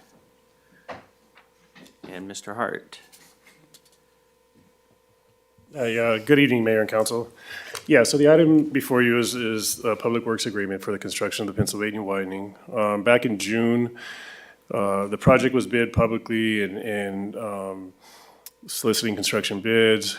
In August, only one bid was received. Subsequently, City Council elected to reject the bids in an effort to receive more competitive bids. The project was re-advertised as directed, and on October 3rd, 2 bids were received after we had received verbal commitments from at least 6 of the contractors. 2 were received. Very, very similar in cost, very, very minor reduction in the cost, and maybe 1%. The 2 bids received were from All American Asphalt for 7.291 million, and Hardy and Harper for 7.3 million. So All American Asphalt is the apparent lowest responsive and responsible bidder, and no challenges have been received. Staff has confirmed that All American Asphalt substantially conforms to the bid requirements. In addition to the base contract amount, there was an alternative bid item related to aerial deposit lead, which is environmental requirement. The extent will be known prior to construction, so there are a few things. If they fall below certain thresholds, nothing needs to be done, and that allotment would not be utilized. If they fall within a certain range, they can be reutilized within the project, and if they fall to a high enough threshold, then they have to be removed as hazardous material. If you do not test them at all, then they automatically assume that they would be hazardous. So staff is also asking for the addition of the alternative bid items related to the ADLs. It's called the aerial deposit lead, and then there's also a $25,000 bid item for archaeological monitoring, which is a requirement of the mitigation monitoring reporting program. So the total cost of the alternative bid items is $178,000. Within your staff report, there's a summary of the project funding to date, and staff is recommending that the Public Works Agreement, including the alternative bid items, would be in an amount not to exceed $7,469,250. And we are also recommending a contingency, a 10% contingency, which is pretty industry standard, in the amount of $747,000 to allow for any unforeseen construction changes. I'm happy to answer any questions you may have. And do we have any public comments on this? I have no requests. Rudy, do we have anyone on the line?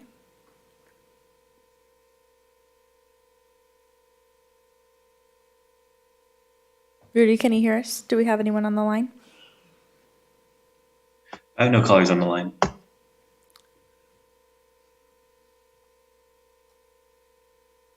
Okay. Any questions from council? Mr. Martinez? Yeah, just to remind me, so what we're getting is the construction, the asphalt, the curbing, the striping though, and the lights and stuff, that's separate, correct?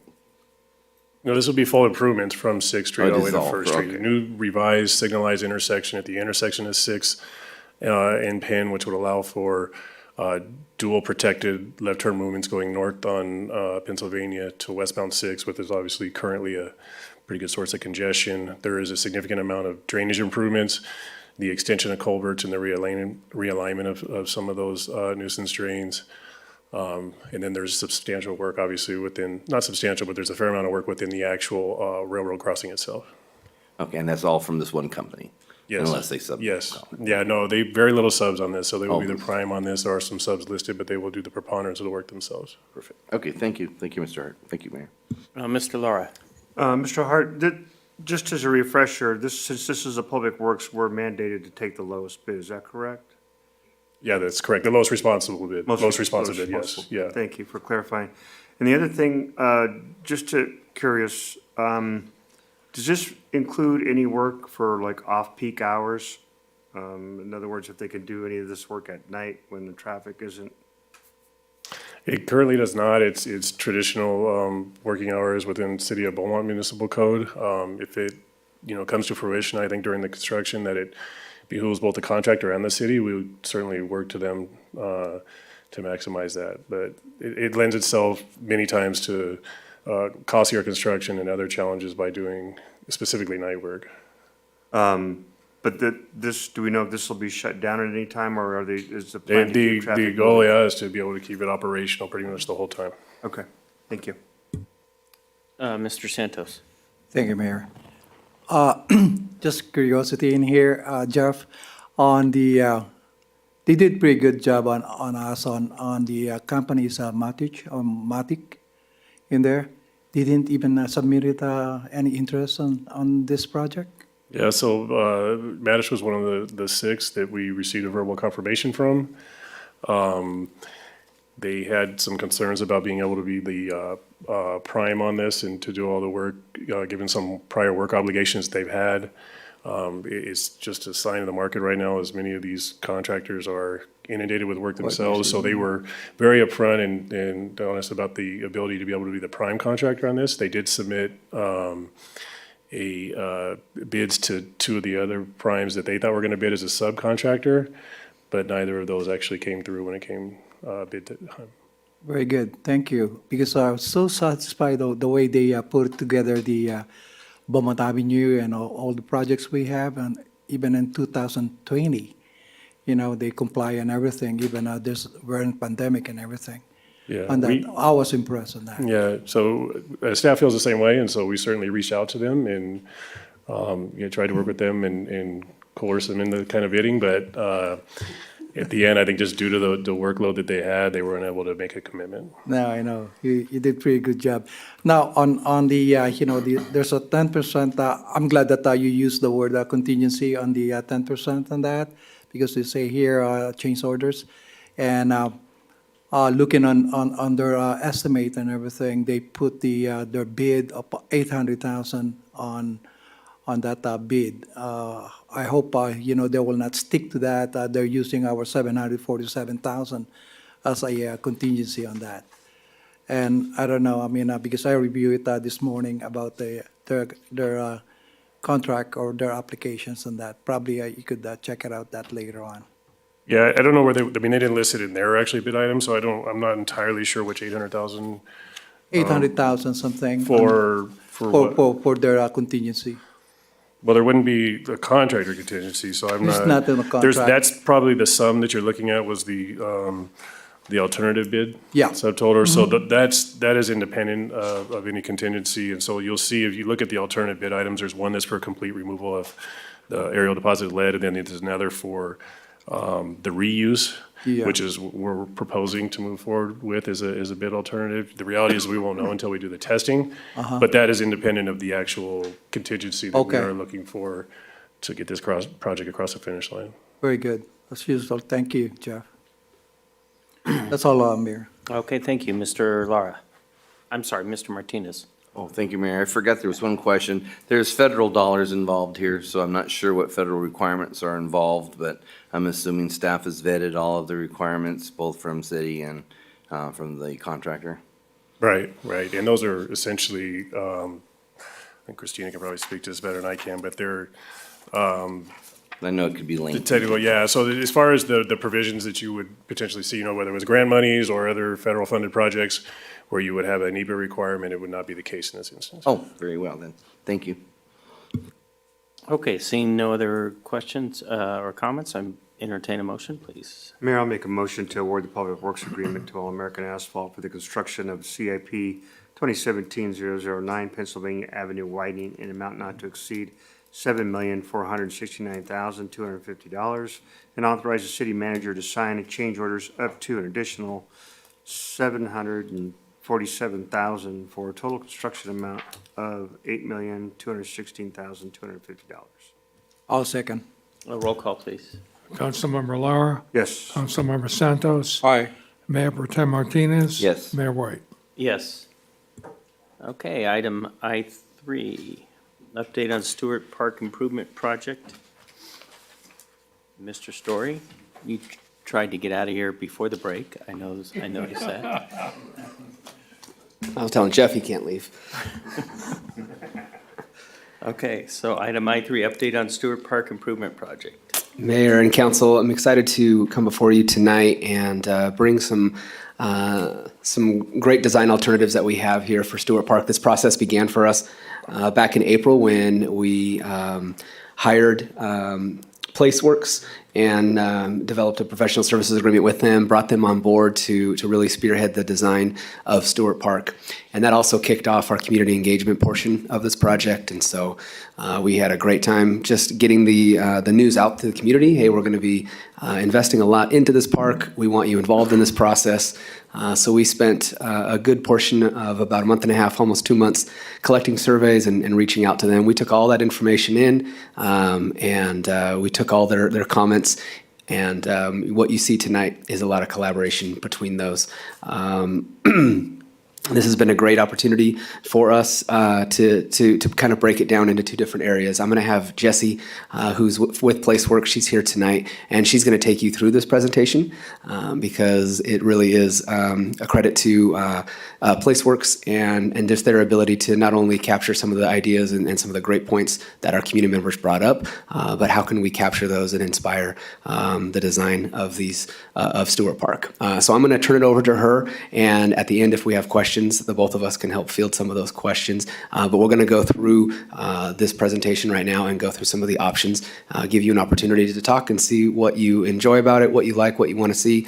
Nothing's finalized yet, so this is our opportunity to make sure we get everything right for this park. So I'm going to bring up Jessie, and she's going to take it over from here. Thank you, Jessie. Good evening, Mayor and Council. Thanks so much. As Doug said, we were really enthusiastic about these park designs that we put together. Ooh, sorry. I'm just gonna adjust it for you. All right, how do I sound? Much better. Great. And can everyone see the presentation that's up? Let's see it here. Yes. Okay, great. So as Doug said, we started this project by doing an online survey where we talked to community members about the kind of vision for the project. And this first slide here is some of the key takeaways that we had from that community online, or from that survey. And some of those things that we really want to emphasize is that the playground and splash pad were really going to be a central element. It was the most prioritized item that we heard from community members. So that was something that we really wanted to be the most central piece of the redesign. Also, the importance of emphasizing accessibility and shade in the playground and also throughout the park. Also creating a space for smaller scale community events. So there's the couple annual events that need kind of these large amphitheater type facilities, but also there's the opportunity for smaller scale events like movie nights, performances, things like that, and having space for that. So looking at something that's not a big amphitheater to replace what was there, but something a little smaller.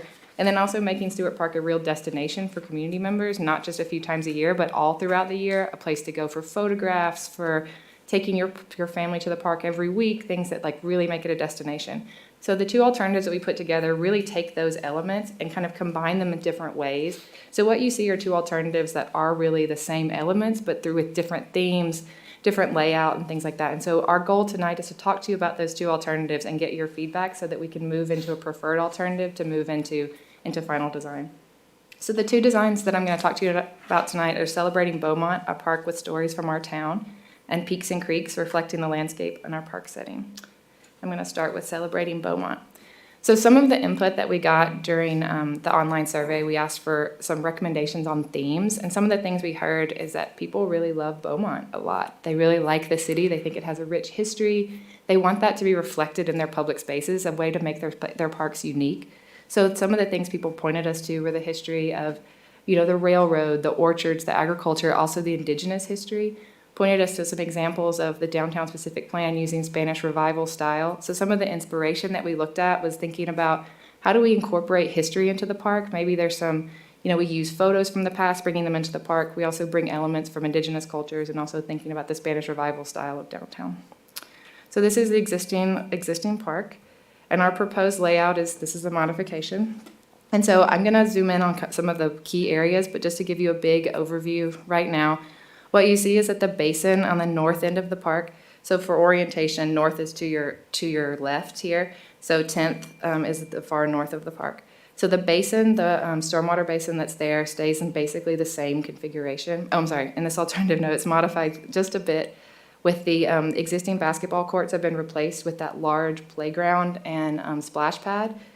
10th Street has been completely removed. It's been kind of incorporated into the park. It's been replaced with a new parking lot that's interior to the park, and that's unique to this alternative. That creates an entryway and plaza into the park, so as people arrive, they really come into the park, and then they go to the playground and the splash pad. As you move kind of farther south, there's a secondary play area kind of farther to the south, and the skate park is in the same location. There are two shade structures here that can accommodate you can reserve it for up to 100 people. They're shade structures with about 18 tables. One of those is just adjacent to that smaller play area, so that someone could reserve it. Maybe they would have a play event for their children, so they would have a space that's really close to them.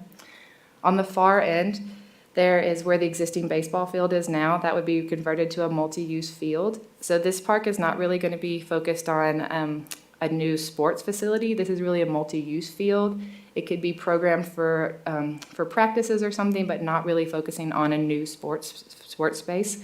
What there would be at that end is a new small amphitheater, something that's for community events, something that's for movie nights, small performances. And then the big field in front of it to kind of have seating there. Also at that end, we incorporated a little bit of a fitness zone. We did hear from community members that there was an interest in having some ability to have fitness facilities. We know that there are a lot of other parks in Beaumont that are kind of focused more on fitness and athletics. So we incorporated some smaller things like a space that could be a fitness class and some stairs that people could run. So you could go to the park and do independent exercise, but not really a focus. So this diagram is really more for the staff report, so you kind of can see what all the elements are. So I'm just going to kind of quickly go through that. I want to talk about the zoom in to the playground first. So we have two playground areas. One is a very large, like the main playground, and both of these are really supposed to be for kids of all ages. What we heard was that people really wanted playgrounds that were for all ages, all abilities, lots of different opportunities for different types of play. So we've incorporated a lot of elements. You see a pretty big footprint. And that's because we're using structures that have long ramps so that you can have accessibility up to all of the elements. Also spaces for some different types of sensory experiences, which are for kids who have kind of different sensory disorders and things that might need some separated spaces. In the splash pad area, which is to the left with the red shade structure, you'll see that there's kind of a separation between older kids and younger kids, and that being important to have enough space to have kind of a designated area. The theming that we're thinking about for these two is that the larger splash pad is really focusing on kind of the history of Beaumont's development, the agriculture, the rail, and then the smaller one is kind of focusing on the regional story. Maybe it's connecting to some of the local indigenous groups and using some themes to kind of create that look and feel to the playground. So here's the location of the larger playground now. It's where the existing basketball courts are. And here's a visual simulation of what that could look like. What we're imagining is that we're using equipment that could really build on this theme, using things like cherry trees to reference the agricultural history, using agricultural elements throughout the layout so that it kind of references it, so that we're not just putting pieces that are standard playground equipment, but really tying it all to this theme of celebrating Beaumont. These are some images of the type of play equipment that we would have, really emphasizing inclusive play. So as I was talking about the need for the larger footprint, and so we have these long ramps so that we can make sure we can get everyone into the different pieces of play equipment. Even the things like the zip line would be accessible to children of different abilities. The splash pad also would have things that could be approachable from a wheelchair.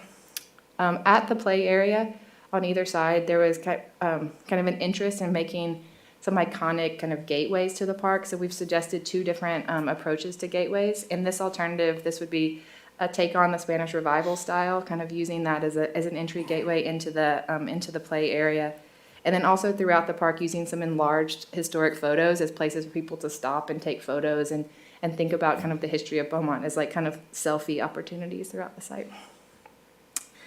So moving down to that southern part of the park, which is where the existing baseball field and open field is now, what we're envisioning here is that's where the amphitheater would go. So now it's kind of lined with new vegetation. The space is mostly flat, and so that you can have events there and use that as an open field, but also you could stage things like farmers markets, vendors could come there for different types of events.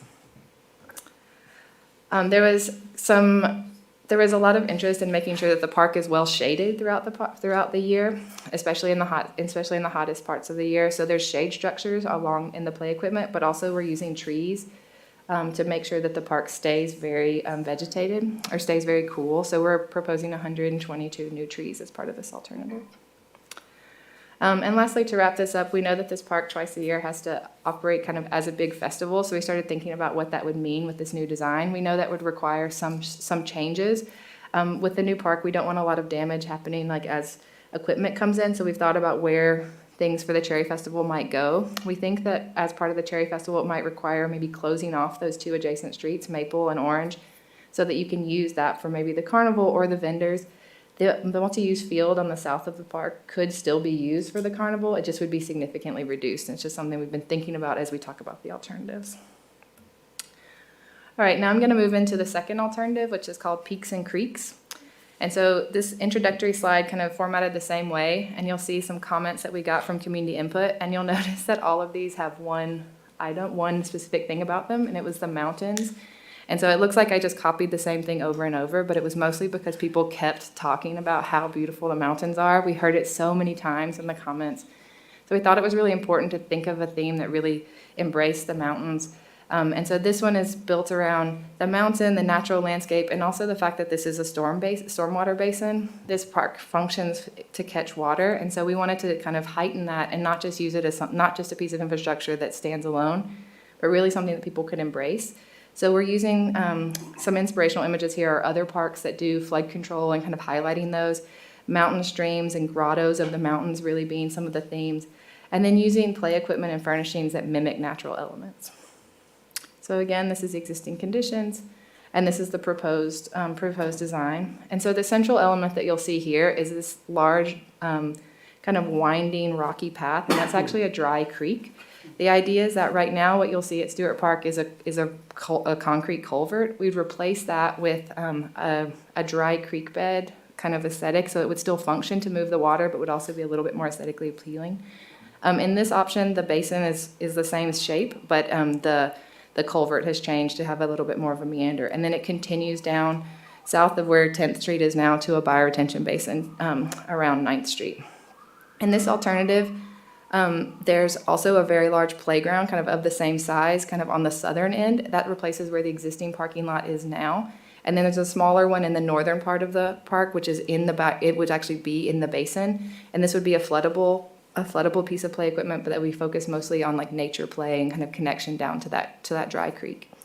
In this alternative, there is no parking. No parking in the park. It would all be on street parking around the park. And so for this option now, I'm going to talk about the design from south to north, focusing on the multipurpose field first. So the multipurpose field in this option is repurposed for an amphitheater again, but instead of orienting it looking south, we thought about those beautiful mountains in the background and how it would be really nice to have that as the background for your amphitheater as you have events. So as your performances are happening, you continue to have that view, so you're always kind of looking to the mountains for major events that are at the park. I'm thinking about the playground and kind of that central main piece of the project. This is the concept that we've come up with is this kind of grotto mountain piece that was for the splash pad, and then a mountain mound play element. So in this plan that you'll see, the kind of yellow and orange piece is actually a mounded piece, and then the splash pad is the circle to the kind of bottom left. And the mound would kind of be this place that you could climb up to and go down on slides, and there would be wooden play equipment there.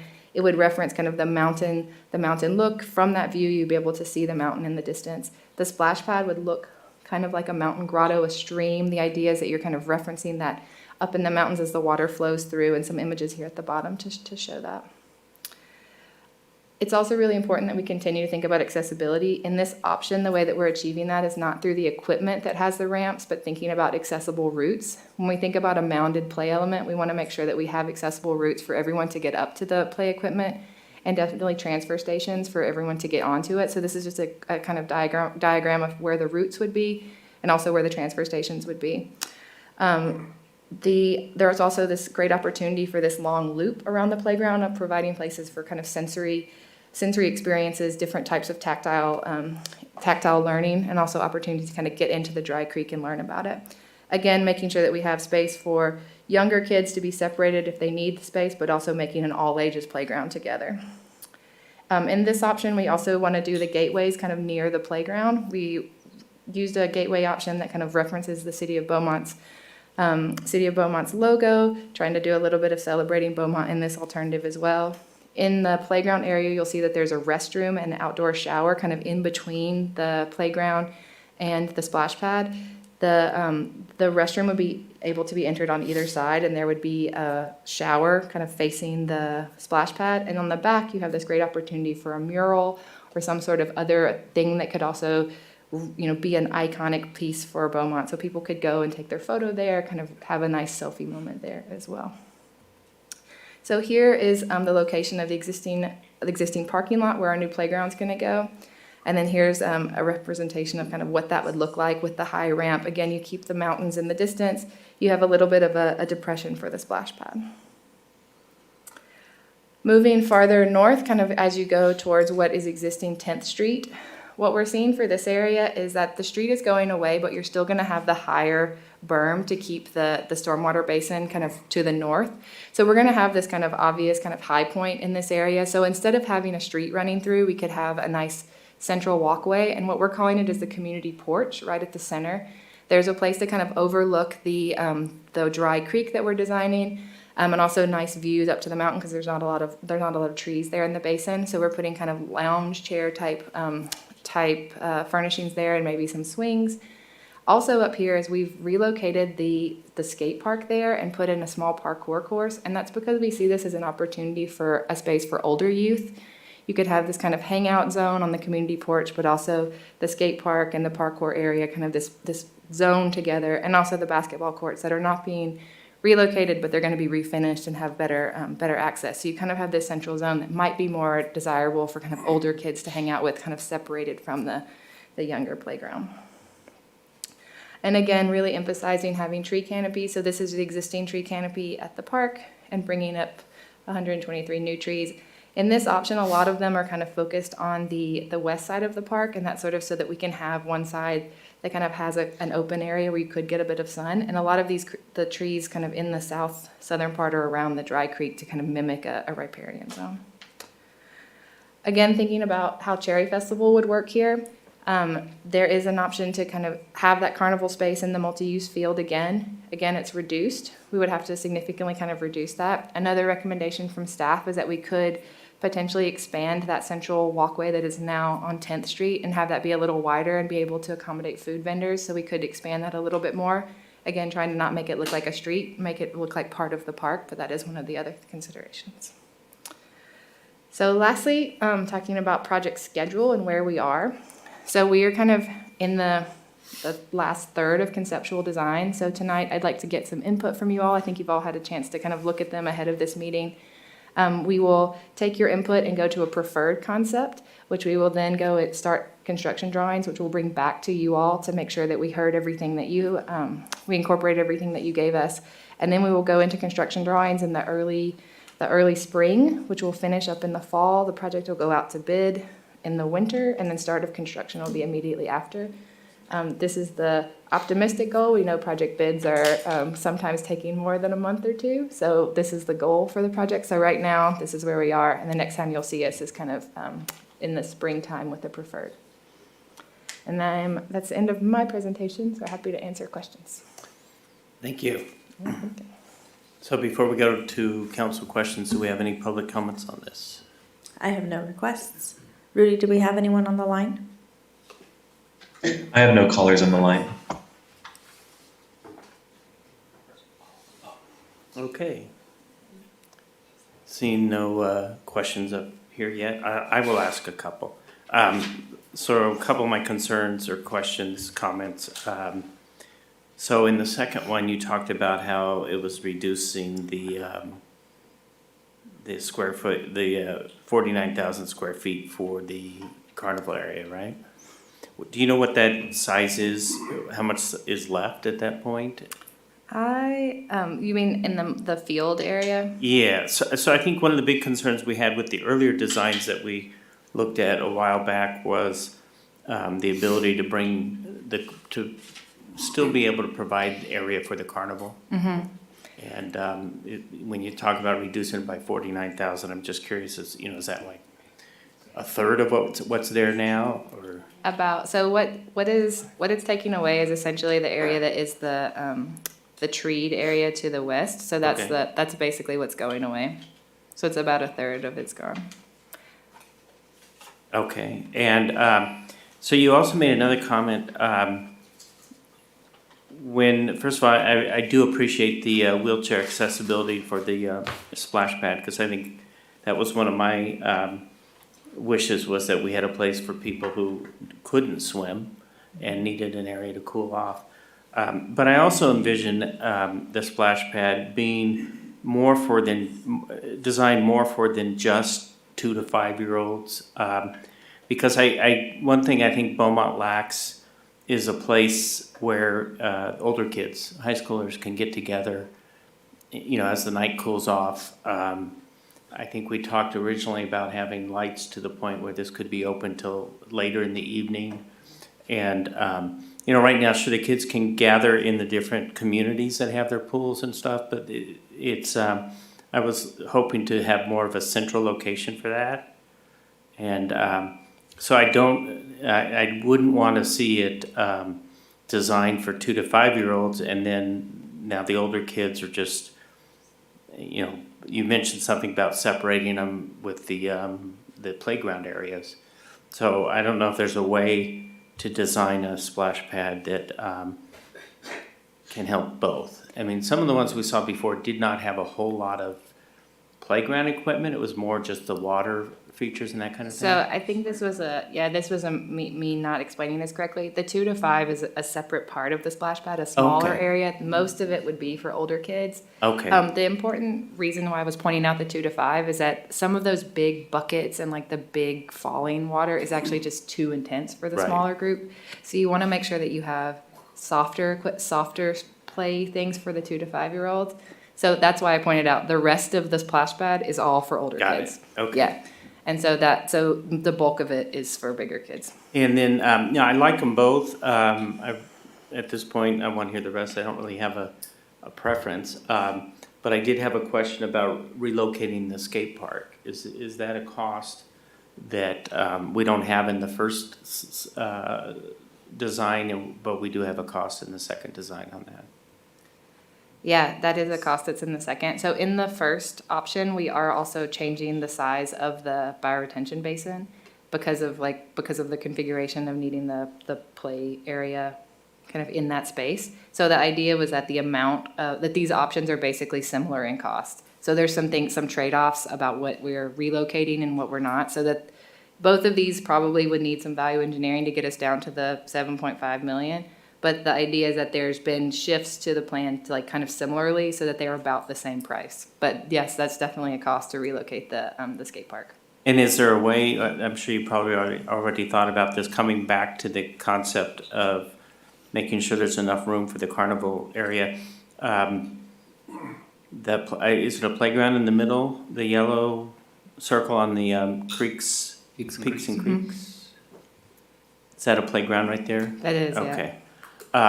And then one last comment. I think we learned from the last few concerts that we had that, and I think council has agreed that the direction we'd like to go into now is to continue to go with the stage that we bring in rather than build something structured wise. So in your design here, are you taking into account how large that stage was and where that stage could be placed? Yeah, so in the diagrams for the Cherry Festival diagrams, there should be a stage in both options, and that's the larger stage. And so in option 1, which is Celebrating Beaumont, the larger stage would actually just be right in front of the smaller stage. In option 2, which is Peaks and Creeks, it would actually be right by the skate park, which is a little bit similar to where it currently is, or it was last year. And the reason for it being over there instead of in front of the amphitheater is that in Peaks and Creeks, we actually have some formal seating in front of the smaller amphitheater that would block having a larger stage there. The other thing that we have been considering is that we need to make sure we have power for that larger stage once a year, and so making sure that we have the stubs that are there. So that's something that our electrical subs are looking into. Okay, I'm sort of stalling because no one is pushing their button up here. Sorry, So no, push button. Speak. I was waiting You were for on a you roll. to press the button. So Mr. Martinez, I'm sorry, I don't know what the problem is here. Even took my jacket off. So a couple of technical questions, and then I'll come back and maybe comments later. So first of all, on number 2, you have the Dry Creek to deal with flooding. How about on the first one? How are we dealing with the flooding on that? Do we just have contours in the landscape without having a physical dry bed to deal with water? I'm sorry, I was getting the mic. Can you repeat the Yeah, question? yeah, so number I 2 apologize. shows the dry creek to deal with the water movement, but number 1 doesn't show anything in that sense. So how do we deal with the water movement and stuff? There's a It- contoured or, It would be contoured, and we would probably still have to have the concrete ditch that we have now somewhere in that basement. somewhere, okay. And then, so so tell me then on number 1, so number 2 gives us a 49,000 square foot decrease in area, but number 1 doesn't have any numbers. So what would number 1 do in that field area as far as compared to now? What kind of decrease are we looking at? It's a little, that's a mistake in my presentation, it should be there. It's about 30,000, it's a little less. Okay, Yeah. about 30. You get a little bit you get a little bit more Get a space there. little more space, and I but can the- kind of see that there because of the amphitheater being gone. The access is a little bit more complicated because we'd have to come in through the back, but yeah, you get a little bit more for the carnival space. So I'm kind of looking at a hybrid maybe. So tell me if we were to do a number 1, but use your rolled curb and come off of that maple going in, would that be possible to still keep that size of an area but use an access coming in through a rolled curve? I think Curb. because we have that service road at the back, I think we might, I think a simpler solution might just be to remove some of the trees in front of the pathway that's there. It's nice to block the view, but we could just remove some of those and then we wouldn't have to do the roll curb, but we could easily do that too. And as far as amphitheater, I'm not sure yet. I like the small stage on the corner out there. Because again, one of our visions is to kind of use it for multi-use. You can have our own little festivals there. You can have different things. I like where you have the stage there. I would like the stage to be moved to where you could see the mountains, but then I know there's access issues with the road, so I'm not sure how that logistical works. But a stage in that area is nice because you have multi-use. If you look at the Cherry Festival issue, then it does present a problem because that could be for a carnival issue. I don't know. I like the orange being closed for food vendors. I think that's something we probably want to think about, because I think it's probably not a bad idea, because with all the grease and the propane and ducks and stuff, it'd be better on the street out there. On the other street, where we say used for carnival, I don't know what kind of carnival you're gonna get on that street. I can see where you can get like the ring tosses and stuff out there, but I don't know about rides. If you were to do rides on the inside where you have the open area, that's possible. On number 1 because of the bigger space, but the access I was concerned about. But if we don't have an amphitheater up here, then we can keep the stage there, but we can also have the stage. So my question is, I'm just thinking out loud, would there be room for stage on option 1 in the center of the park? Not a permanent stage, but the mobile stage. Would there be, where, similar to the placement of number 2, kind of in the center there? It was kind of by the restroom there where it's at now. In option 1? Yeah, in option 1. Yep, we would have to, we just wouldn't plant those trees. So if we had there, we can use that as a carnival stage for Cherry to keep the people in there for the concert and still use your carnival on the outside. But keep that stage there because you can use it for other festivals. I'm trying to look at the most multi-uses possible, and I don't know if it is possible, but the idea was to make sure that this was inclusive of many different functions, but keeping, wise that the Cherry Festival is important to us. So we want to make sure we can incorporate that, but I have to be careful that we don't design it because, we want it to be a centerpiece. This is a focal piece that we're trying to make here, and we want to make sure that it's going to maintain its, beauty and so forth. My last question, on the entrances.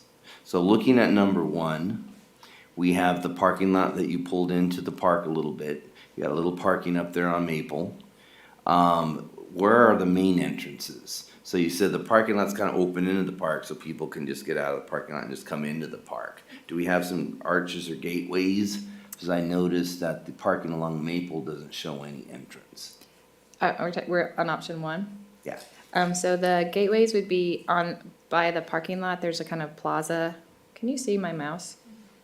Okay, so one gateway would be right here. There's a tiny little line on the plan that you probably would never see. Yeah. And then the other one is right here. And the idea here is that this is the main gateway for people who are parking along the street, that we would kind of funnel people here. There'd be a resting place for wait for your friends, and then you kind of go through the gateway to get into the park. So these are just kind of on either side. We would also have park signage here and here, not the large gateways because they're expensive, but having kind of signage to direct people to say, you've arrived at Stewart Park. And then on the parking lot that's up alongside Maple, they would have to come back and come down the parking lot to go into the front. Yeah, what we've done here is put a sidewalk at the edge and then a sidewalk that follows the edge of the parking lot to bring you around here. But this is really an open concept, anyway, so they could come right into the park from there. Yeah, definitely. Okay, that's all for now, Mayor.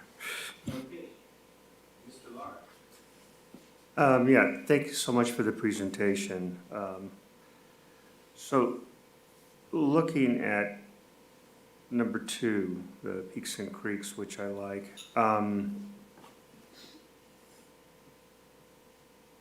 So you've got, on both options, you have basically kind of broken up into 3 areas. You have the far south, the far north, and then you have the centerpiece. Are each one of those going to have to be retention basins of some kind because of the water flow that goes through there? No, the retention basin would stay in its current location. It would just be the northern end. The northern end? Yep, and we are kind of currently working with the engineers to talk about kind of capacity of that, and what we could expand, but we do know that basically the high point along 10th would need to be retained at some amount. It wouldn't have to be quite as wide, but we would need some sort of, essentially a levee there to hold it. So we're definitely gonna have to keep that point, and that would then hold the water as much as it currently does in the storm basin on 10th. So there's still a potential for us to get overflow in the center section as well, correct? From the north side? Yep. And the reason I bring that up is I know that we were talking about Cherry Festival, and one of the discussion points we had last time was they needed flat level areas to set up rides. Is that, I don't know if that's available on either option, is that? So, let me just back up. For Celebrate Beaumont, where you have the stage area off to the south, is that a level area? Okay. Yeah, that's kind of the only completely level area that you would get in both options. In both options, okay, thank you. And the basin itself is relatively level, but it would be really hard to access. So it's just kind of, it would be assumed that it wouldn't be usable for a carnival. Okay, and then you also referenced with, I think Peaks and Creeks, that there would be an area for vendors set up for when they, this would be Orange Street, correct? We'd use that for vendors along there, and we had the carnival to the south, with rolled curb up on the, is that east end? Yeah, east, sorry. North is to the left. Maybe north of here, east, okay. And we're saying that that's about a third of what we have now for rides and events, correct? It's a third less. Third less. Less, yeah. So 2/3 of what we have. Oh, okay.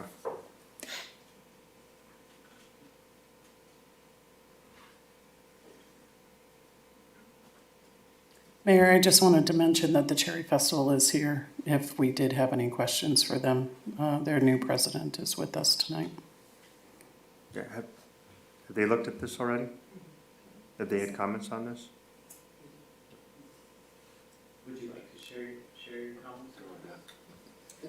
Because I know we'd like to hear them.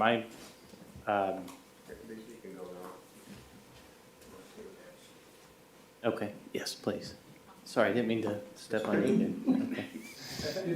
He's I thought trying. you'd be coming up during public comments and let us. I didn't. I wasn't prepared. I'm sorry. Okay.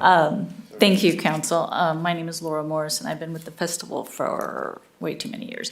But I do like both of the plans. I did have one mention. I know over the years, the performers, when they're in the stage and in the afternoon, the sun's hitting in their eyes. So if it is at the south facing north, is better for all of the performers.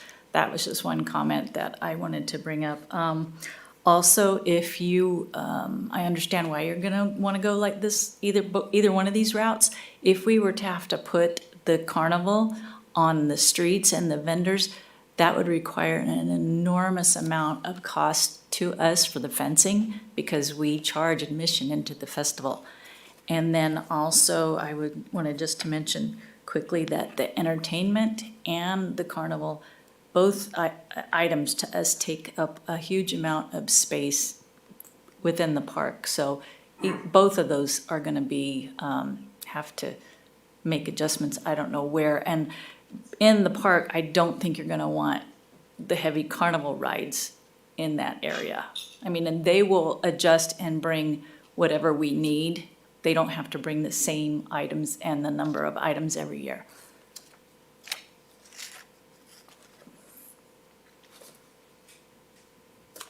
Okay, Okay, thank you. we may ask you back up. Okay. Mr. Laura, did you want to continue? Well, and so that brings up a concern. So, because our idea is not to fence this up, our idea is to leave this open. So if the carnival is still going to use this, who's going to absorb the cost of the fencing, I guess would be my question.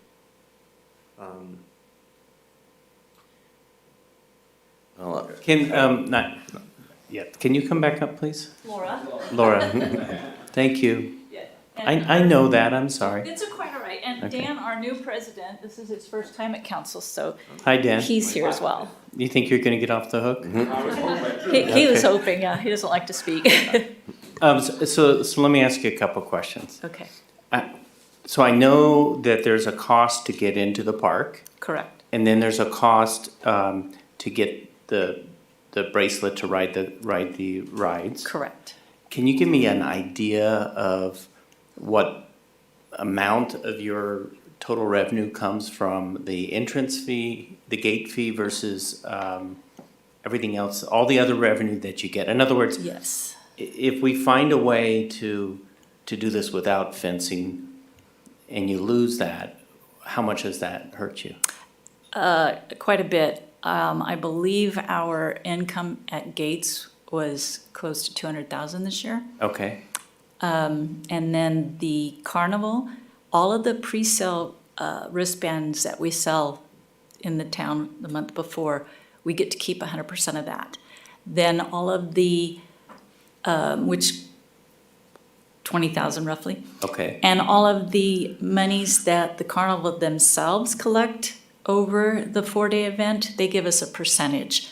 So it breaks down, if we, meet such and such a goal, then we get a different percentage and it increases. So roughly, I'm getting like 30,000 from them, 25 to 30,000 And at so- the end.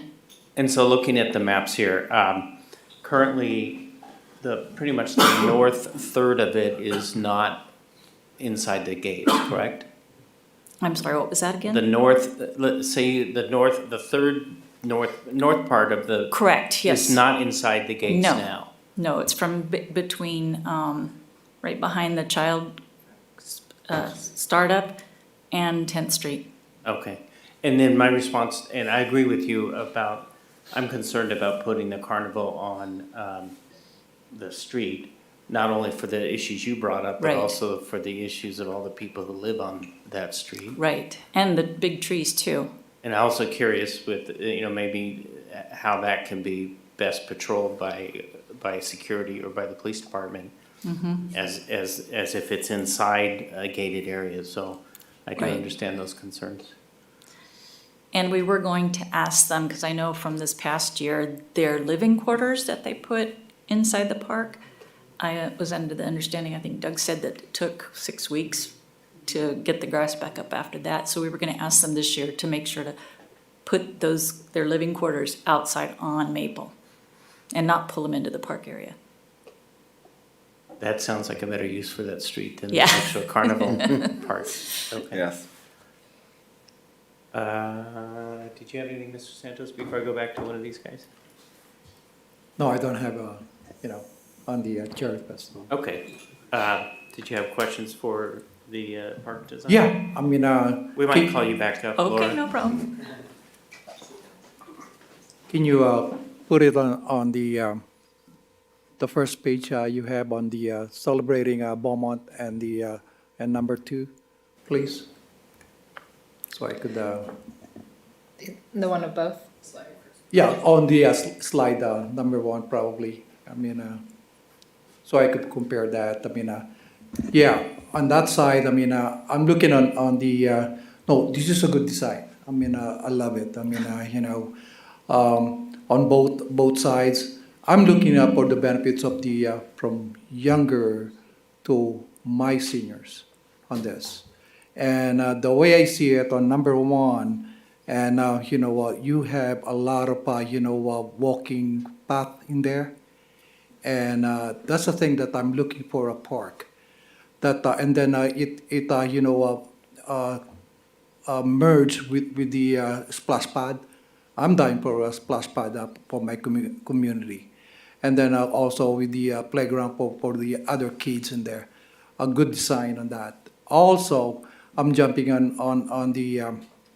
You're right, on the the stage, and she mentioned about I was about to mention that on the when performers in there our experience. I mean there's always a sun on performers in there, and us watching them, and we're trying to get out on the middle because of the sun is so high on during that period. So that's an excellent comment from my Cherry Valley committee in there. And parking lot, I'm talking about number one. It's right there in the middle. It is so welcoming, and the way you put it together, your arch and everything, I like the Spanish arch in there. And just like you said, I mean the culture, and there's a theme now on the park that I'm not against the our design, our own design on the elevated city. On that, I like the logo and everything. Probably we could incorporate that on some of the design you have in here. But I like the arch in there and the thing in there. Now, the number one I like is the basketball court, and relocating the basketball court in any community, especially in Orange County. And if you have more basketball court, they're number one in the community. I could pick on that. One is the Irvine. Irvine, they build their experience. I mean, before they limit the basketball court in there. Now they have 17 basketball courts in the area.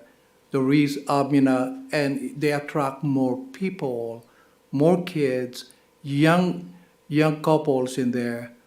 I should not say well-educated people, because that's their statistics in there.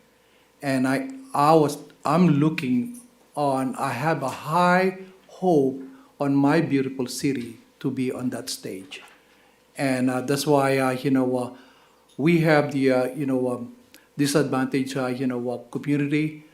I bet you they will come in there and play and have have fun on the splash pad and walking around on the area. My senior community will be going in there, doing their tai chi and everything on that section on that.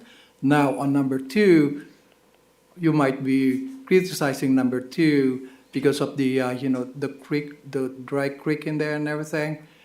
For me, it's not really usable for being a park, a Steelwood Park. I'm there. I'm not going. I hope there will be a lake in there. I'll go fishing. Maybe that's the future on the north side of that. Because we got the trap of the look like we have a lot of water in there. So that's the way I see the whole project on here, and the stage is right there on the 8th Street, and I know we will access that and everything on that when we have the festival.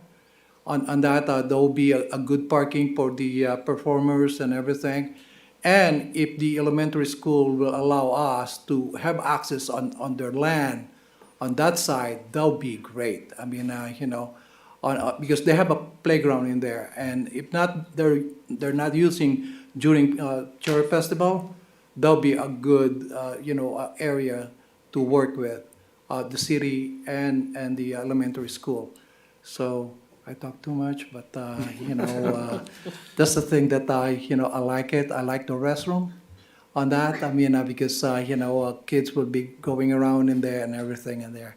So I like the pathway of walking and maybe jogging for my seniors in there, even the kids. I don't know what's the, on how many, half a mile, or probably you could have a measurement on that. The sidewalk and then going on inside the park. That would be great, good information for us, so we could put it on a poster or something that you're doing a half a mile run on this. So that's all, Mayor. Thank you. Thank you, Mr. Santos. Mr. Martinez. Yeah, a couple of questions. So do number 1 and 2 have the same amenities, more or less? Is one getting more splash pad than the other, more playground area than the other, more things to do than the other, besides their design? And The goal was to have them be pretty similar. The option, number 2 has 3 picnic shelters, but they're smaller, so like the total amount is sort of the same. It has a bigger main playground, but then a smaller playground. So the idea is that they're very comparable. all right, because when I showed it to a few people, all 3 of them I just talked to said that it looked like 2 had more than 1 did. Mm-hmm. And I didn't see it, but they did. So I didn't know, I wanted your opinion. Is it just because one's a little bigger and smaller here and there, but overall they're getting the same?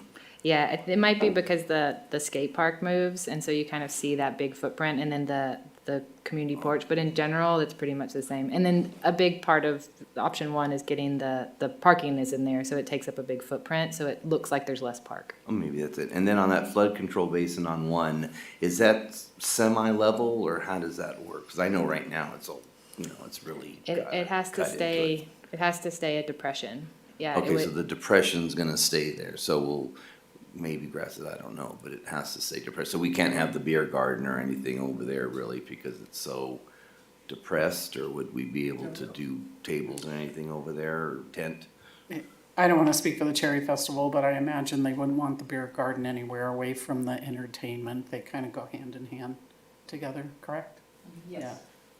All right, so I'm pushing more towards, well, in my opinion, I'm just pushing more towards 1 with some modifications.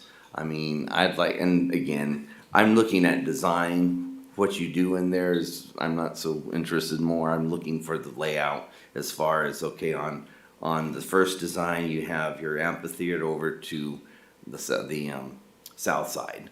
So you've got a small amphitheater, stage basically. That's not an amphitheater on 1. Right? It's really Okay. So it's a small stage, which I prefer over an amphitheater myself. I like the area increased more in that one. I'd like to see accommodation for carnival entrance there in case we decide to go that route. I'd rather have the ability, and then we can talk logistics later, but at least have the ability to pull things in there if we need to. I like the skate park staying there more, so instead of having the cost to move it, put the cost in the amenities more. That's one thing the teenagers really told me, is they're really looking forward to an upgraded type amenities in that area, and they really weren't worried about getting it bigger. They just wanted stuff that was a little better and updated. So I'm hoping that we can see that. I like 1, if we were to keep the a mobile stage option in the center, space there, so whether we have to remove trees or something, however we can allow for that, because you would be able to have your concert there in the center with maybe the beer garden there, I guess, and then having a small carnival on the side. Now, I don't see any way we're gonna avoid food on the streets. I really don't think we wanna entertain putting food in the park.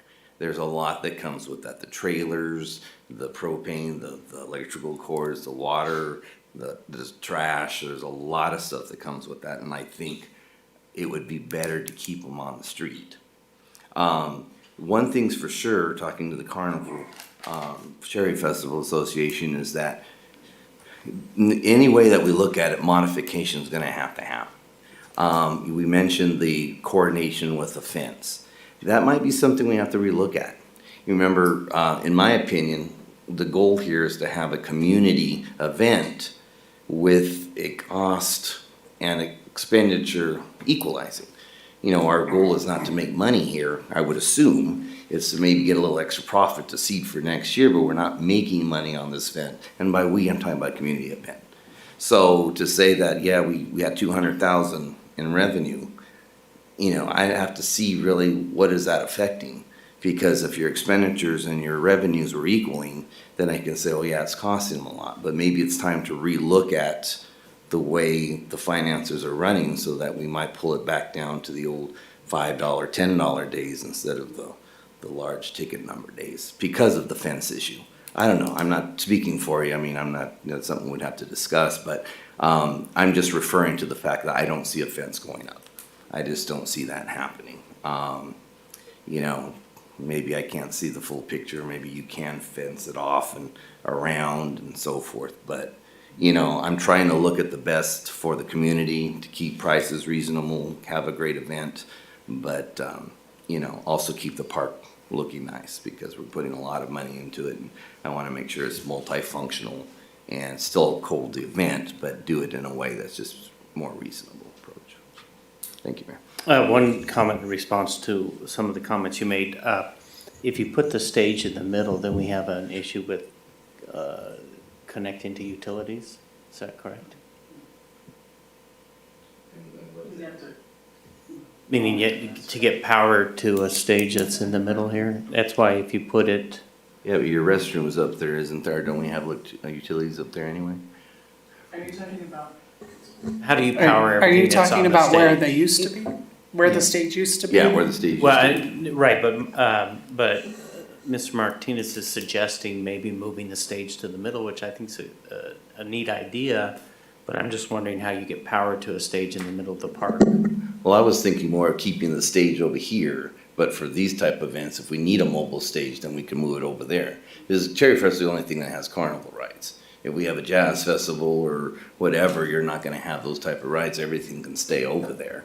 You know, even if you have a small concert in the park and stuff, you can still stay over. Where would you put the mobile stage for the Cherry Festival? Well, it would go back in the center where you were talking. So you're talking in the center up here, though? Yeah. Okay. By the existing restroom, is that Yeah. what you're talking? Okay. Because there's power I just want to there. make sure, because I can't see what you're pointing at. Oh, it's right here, it's right here. There's actually there's not power there now, but it's what we, in our calculation of total electrical need for the park, we were assuming that we would have to accommodate that mobile amphitheater, and that's one of the big questions that we have. We need, when we get to the preferred alternative, we need to give a full summary and then give that back to Edison to see what we can actually do there. And the goal is to have a stub out there that can provide that power when you need it, when you have the mobile one. So it doesn't quite matter. We just have to know kind of where you'd want to put it every year, and we have a connection close enough. Because number 2 has the stage there. Yeah. Right. I'm sorry, number 2 has the stage where? Right there where we were pointing to. Go to slide, or page 599. Okay. I agree. I like the layout of the first one a little bit better. I do like the theme of the second one. I like the mountains and the everything else that you're doing in there as far as the historical, cultural stuff. And then I'm still confused where we're going to put a stage, but I'll leave that to these other guys. That's right there. Oh, okay. So she'll just take out the trees. Yeah. And instead of the trees, you'll have an area for the flat area for the stage to pop up. And then we'll have a hub there, something like that. Okay. Mr. Vara. So, Doug, can you, I'm sorry, Mr. Story. And I'm looking on the agenda that we have on our tablet up here. Page 590. Okay. It is a picture. Looks like I think it's a picture of the baseball field. Looking east. Yes. That is standing on orange. Yes. Okay. So that's, and I'm just going to kind of say, This is a before. This is what's there now. You're standing So, right you're field, right. foul territory. Now go to slide 581. And my question is this after the Cherry Festival? That picture was most likely taken after the Cherry Festival, correct? Yes. So, I mean, We did, and I think I mentioned this the last time we brought forward Jessie and her team, we invited them to come out to the Cherry Festival to experience it. And that was one of the things that they did in the beginning, and where a lot of these conversations we had about the Cherry Festival, and I wanted them to experience it, and they gladly did. And I think she brought her kids and had fun.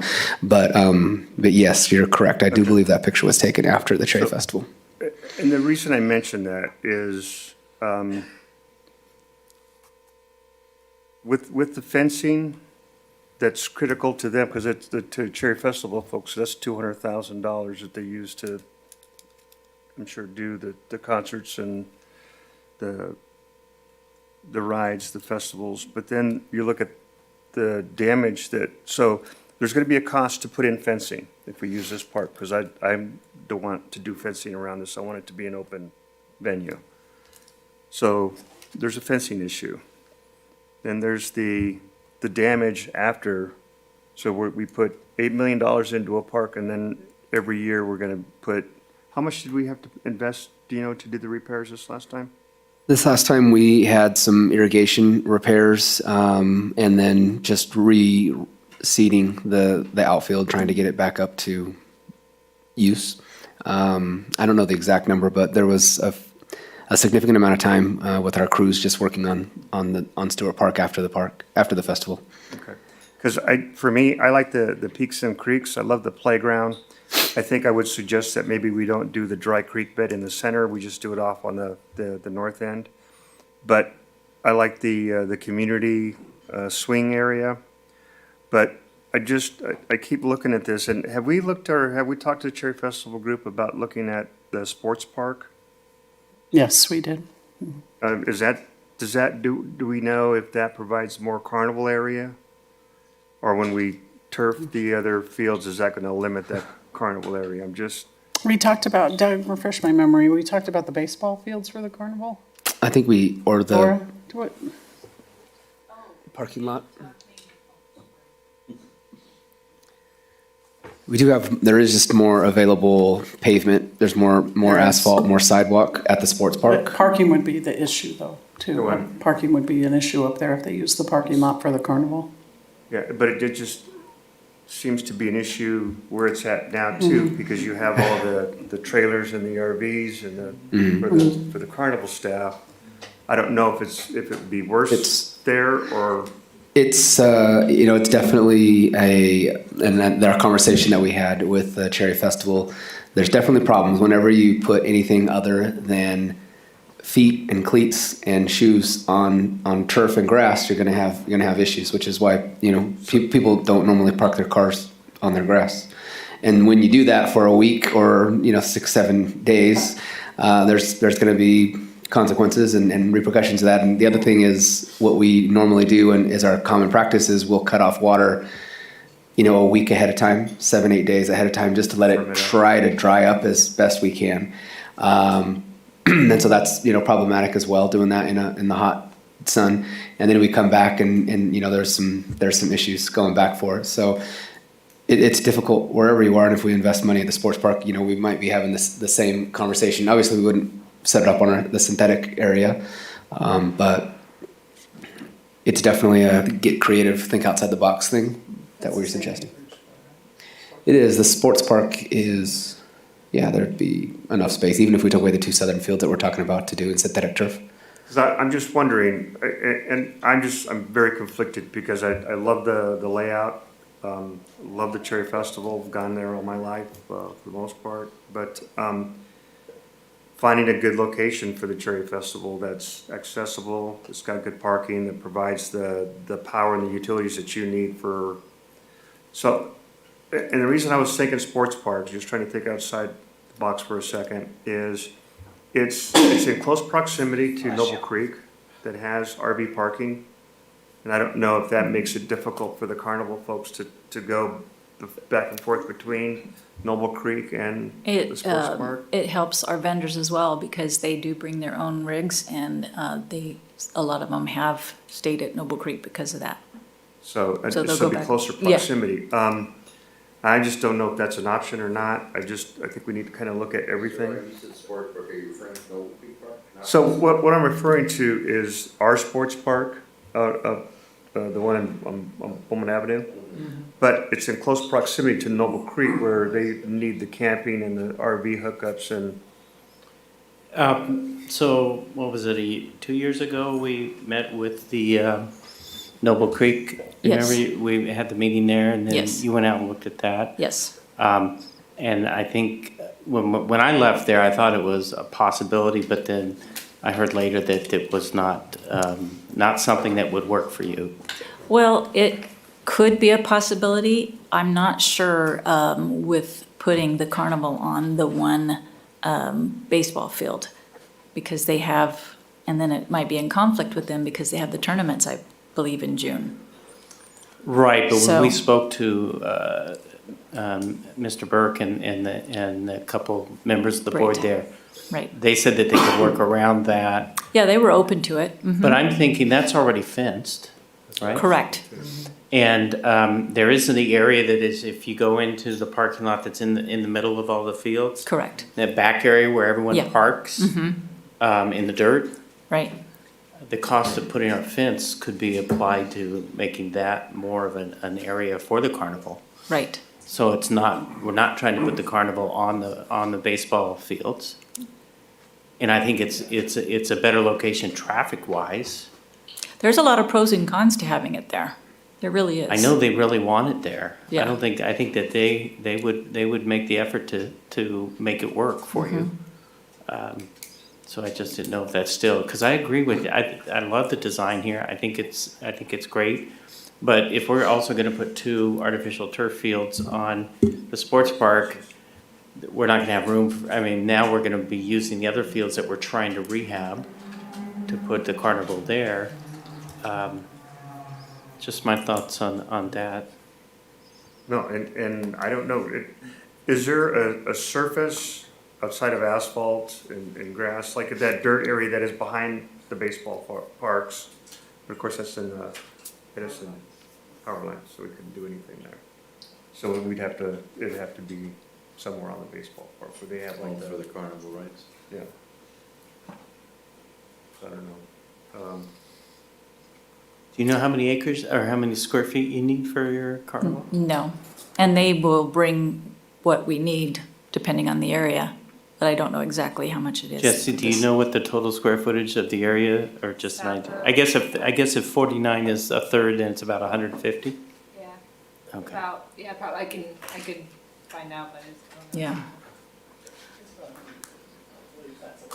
What would we do with parking? Well, at Noble Creek, they have lots of parking already there. Yeah, but I mean, part of that's gonna be taken up with the carnival, I would assume. Yeah. Some, But but they we have could- that back. We could also Road. park at the sports park and at the high school.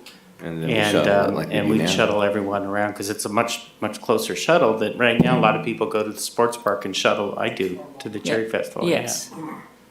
So then we can actually use the field to put up vendor booths? Yeah.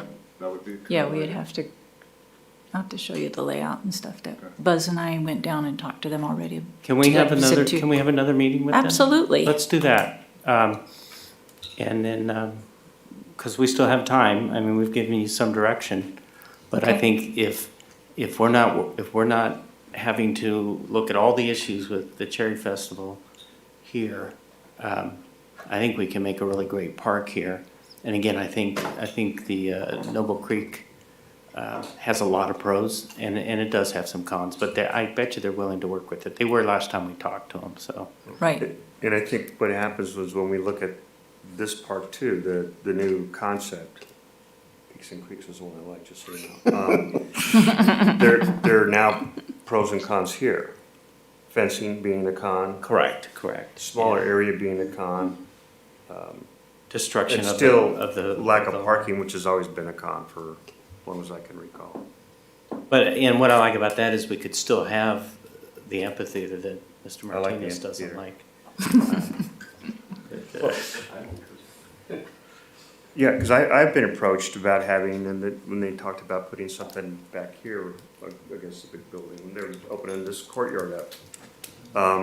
They want to do plays outside, right? So you'd have a small amphitheater where you could do plays. Yeah. And still have the stage for all the extra concerts that the mayor wanted. I meant, Oh, we didn't tell. oh, sorry. We didn't tell Julio after he left that we have 5 concerts. But the playground is one of the eye-catching things for this Peaks and Creeks that I really like. The rope climbing up the hill and having a bunch of things for kids to do. I don't know if we can incorporate more walking paths, as Councilmember Santos talked about. Landscaping, I really like. The amphitheater, I enjoy. I like the fact that you've got the multiple smaller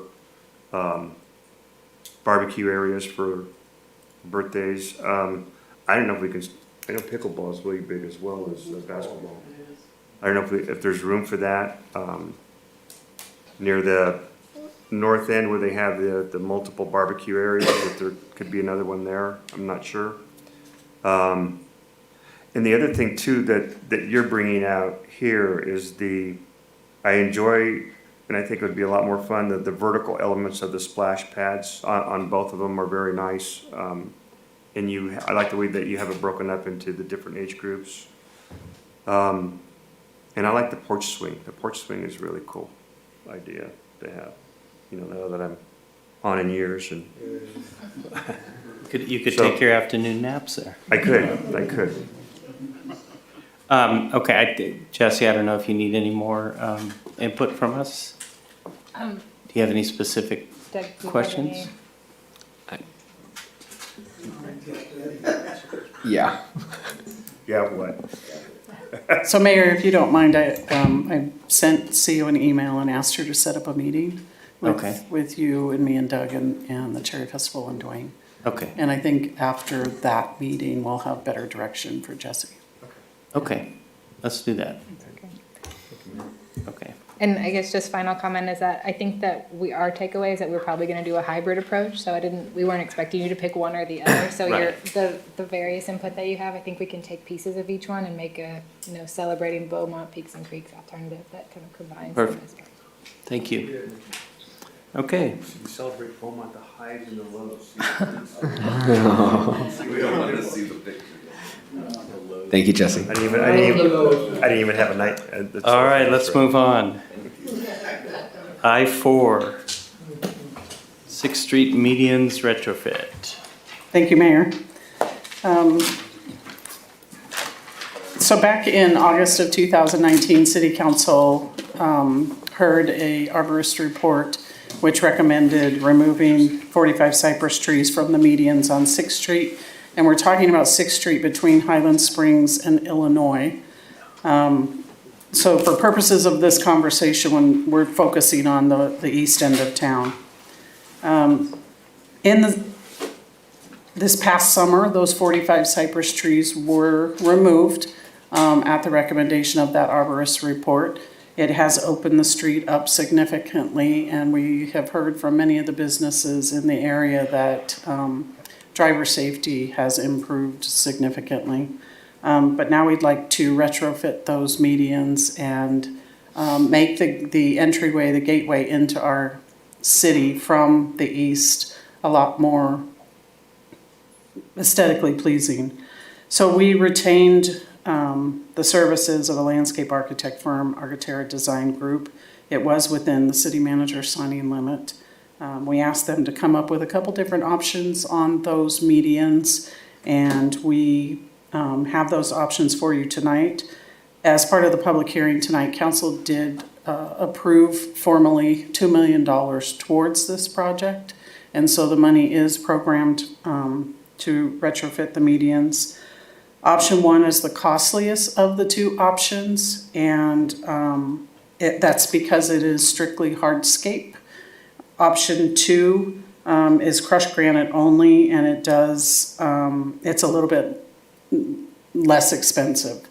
They both have a section in the options that provide for landscaping coupled with the hardscapes. I want to point out, though, that that is not staff's recommendation to add any landscaping to those medians. There currently does not include any irrigation. We would have to saw cut the street and add irrigation. And when we do that, that requires maintenance in perpetuity because, as we know, landscaping, irrigation valves and things like that have to be maintained.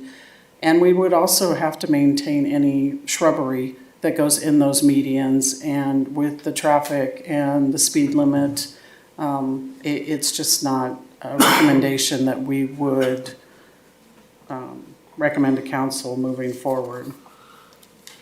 I did ask Doug, he's worked with Architera the most on this, and I did ask him to put together a spreadsheet kind of simplifying the cost estimate that's included in your packet. It is a little overwhelming when you look at it from a cost estimate, all of the line items and everything like that. So Doug has that for us.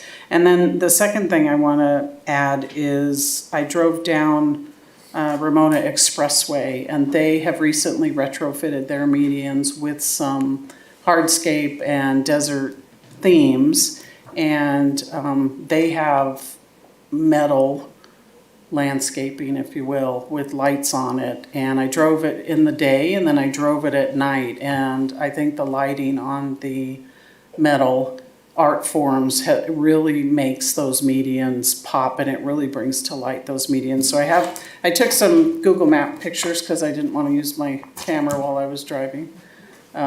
So there's some printouts for you if you want to look at what I'm talking about. So in addition to the hardscape recommendation, I would like at some point in the next phase to go back and add some type of art decor or something so that we're not just looking at cobblestone and mulch and things like that. The cost estimates do include a monument at the east end, the nose of the east end median, and that is roughly $30,000 for that monument. So the pricing that you do see in the packet does include a monument with lights that would say the city of Beaumont, or we can design it however council wishes at that time. Once council discusses and acts, we would go back to the architect and we would ask him to refine whatever direction council wants to go to give you a little bit more idea. This would not be something that we would immediately go out to bid on. We would like it to come back to council so that you can see it in a little bit more detail, maybe some 3D renderings or something that gives it a little bit more life than just the page that's included in your packet. So do you want to put that up on the screen, Doug? Okay.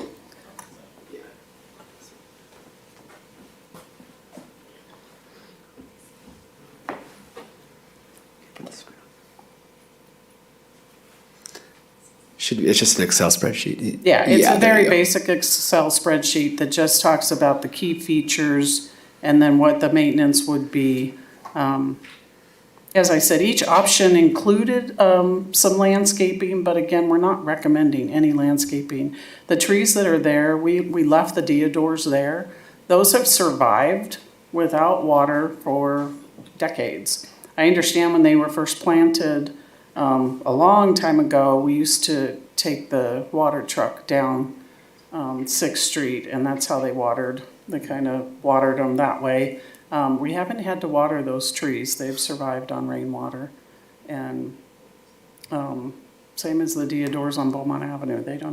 They're very hardy trees. So we don't recommend saw cutting the street. We don't recommend adding irrigation, and we don't recommend adding landscaping. Yeah, so the hardscape solution. I'm sorry. Are there streetlights in the middle? There are streetlights. There are current existing streetlights, and those would remain. Yeah.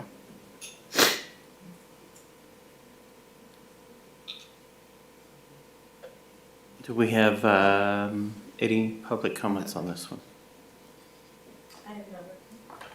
Okay. I have no requests. Rudy, do we have anyone on the line? I have no callers on the line.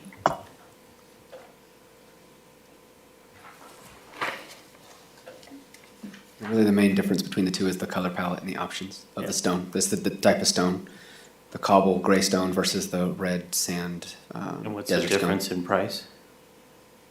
I mean, I had could it pulled look up. at it, I figured you might have it. It's option 1, which is the gray tone. It's 1.7.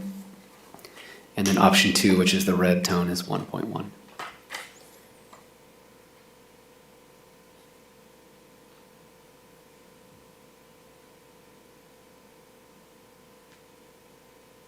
Is it primarily the stone? Because everything else looks the same, right? It's primarily. It's the primarily stone. the stone, correct. Correct. There's stamped concrete in option 1 and pavers. Yeah. Um, In option 2. and stamped concrete around the perimeter in option 2. If we did, both of them have a little bit of a perimeter around the thicker, meatier part of the center median. So if we do have to have anyone standing out there, there's a little bit of a buffer. But like Elizabeth said, we're not recommending that. How many deodars are still there? Do you know? Oh, I think I want to say 17, but that stretches a about couple. 20. That's from Highland Springs to a Illinois. couple miles. Well, I like the lower priced one. Is that option 2? But I was saying why I like it Oh. at the same time as I was saying which one I like. Do you remember the horse-drawn watering?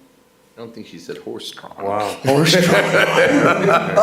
It was a water truck.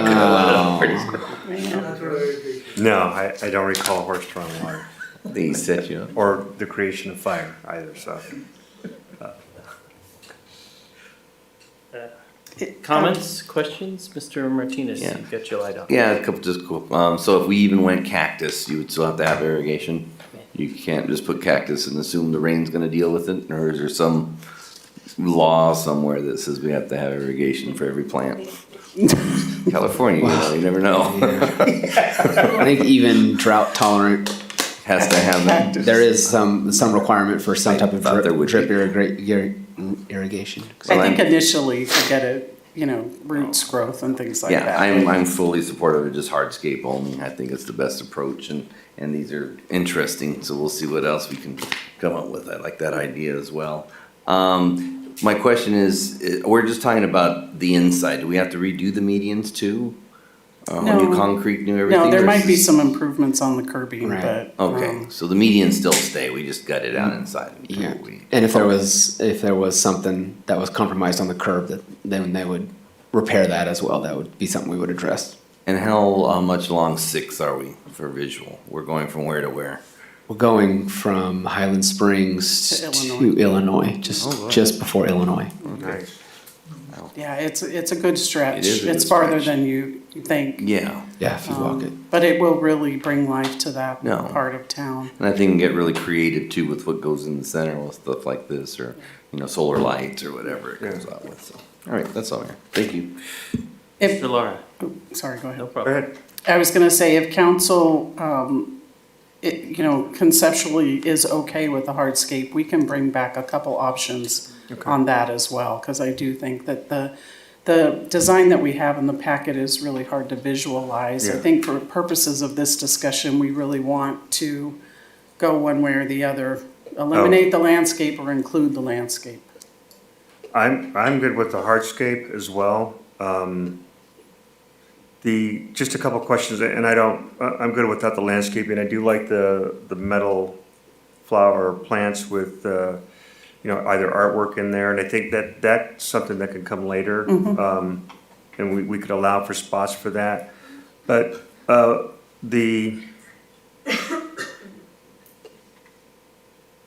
the hardscape side, item 6 or the finished material 6, this pebble, do we know if that's sealed or if it's concrete? And the reason I'm asking is because anytime that, when we did really nice boulder work on Highland Springs Avenue, Right. But when the weeds start to come up through them, and I wouldn't want to see any weed, I just try to keep the maintenance as low as possible, so. Right. In lieu of pebbles in the hardscape area, I wouldn't mind seeing the etched concrete, and it looks like it would go well with the pavers. And it would be something that we wouldn't have to maintain. That was my question, is the pebbles, I don't know if they're loose pebbles.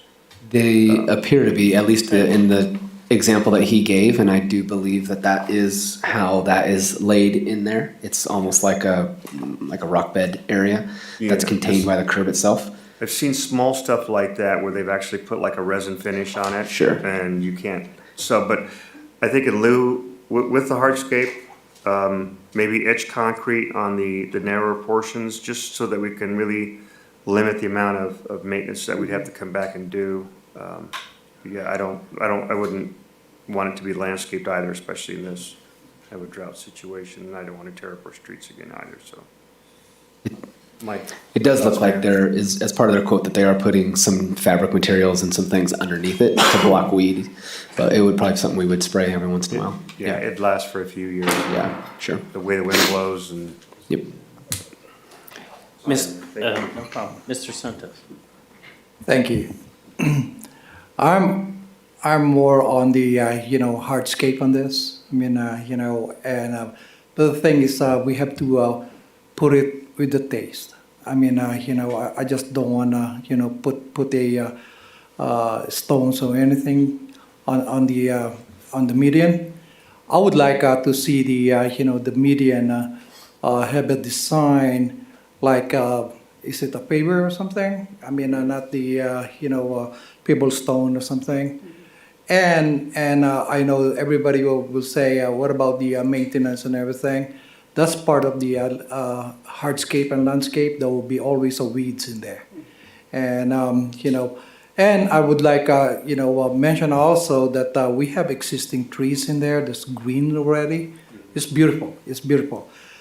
I would like to do a additional on the hardscape is a big rock, or since we're thinking of always on mountain and natural thing, why don't we incorporate the a stone or rocks that put it on every in between of the trees. So tall is around from 2 feet to 3 feet on that.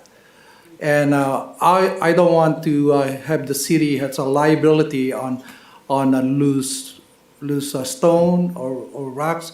It has to be paid. And I don't want that liability. I mean, I'm more on the business side on this, protecting the city and also the our citizen in there. I don't want somebody get mad to just pick up the rock and everything and fight for it. I'm just giving you ideas in there. It happened in some of the cities. I'm just sharing it to you, and that would be nice to have a median in there combined with the rocks. I'm just repeating myself on that, and that would be beautiful. I mean, since that would be a nice gateway for our city, for the downtown, and that would be beautiful.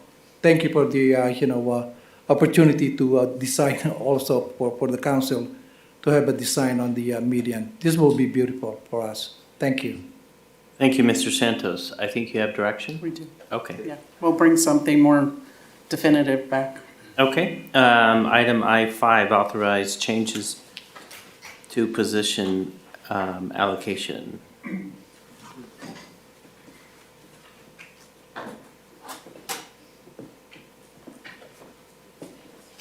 So before you go there, while you're coming up, the one we were on before, you recommend that we authorize staff to move forward with retaining a consultant. So does that require a motion? Do you already have a? We have money left on that to spend, so we will use that money up first. Is it under your It spending is. limit? Yeah. Okay. Okay, I5 then. There we go. Good evening, Mayor and Council. You have a staff report. It's the second position allocation change of this fiscal year that I bring to you this evening. 3 changes are requested. First is in the planning department. Planning department seeks to add a second assistant planner to their roster, if you will. The transportation department is currently allocated one bus driver 2 and one bus driver lead. We're looking to just elevate that bus driver 2 and just make it 2 bus driver leads. It's the same pay scale. We'll need to provide some training and elevate their, as you met Ilda this evening, we need to backfill some trainer shoes. So we'll be backfilling, we already offered one lead position, if you will, and we're looking to add a second so that we can have both ends of the week covered, maybe some weekend coverage, that sort of thing. And again, the bus driver 2 classification and then lead are the same. The union and I negotiated probably about 5 years ago that bus driver 2 was kind of no more. It's not a progression plan, if you will. You don't just elevate from 1 to a 2. We froze the 2s and said no more, with the idea that eventually we'd get to this point and we'd have some leads. So there's that. And then the police department, as you know, proposed a reorganization with the upcoming retirement of the deputy chief position. So we're looking to eliminate that position, create 2 captains, and also eliminate a lieutenant, if you will. With that, Jennifer handled the budget adjustment already pursuant to the workshop. She's handling that, so all I have are the position allocations on what to remove and what we're asking to add. I provided you with org charts in the agenda, and this evening on the dais, I did leave for you an old and a new for comparison if you wanted to take a look at what the old org chart looked like. So I did a 2-page document, so one says I-5 old and I-5 new for each of the departments. If you'd like to look over those, and then I'd be happy to answer any questions you might have in regards to the department requests. Thank you. Do we have any public comments on this? I have no written requests. Rudy, do we have anyone on the line? I have no one on the line. Okay. Do we have any questions from council? Seeing none, someone like to make a motion? Sure, Mayor, I'll make a motion. Carrie, thanks for the information on the org charts. I'll make a motion to approve the additional assistant planner position number AP02. Approve the elimination of 2 bus driver 2 positions, BD2-01 and BD2-02. Approve the addition of 1 lead bus driver position, LBD-02. Approve the elimination of 1 deputy chief position, number DC-01. Approve the elimination of 1 police lieutenant position, position number PL-01, PL-02, or PL-03. And approve the addition of 2 police captains, position number PCA-01 and PCA-02. I'll second that.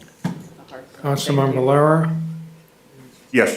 Councilmember Santos, Aye. Mayor Pro Tem Martinez. Yes. Mayor White. Yes. Okay, thank you. And now we'll move on to I-6, the Downtown Homeless Intervention Program.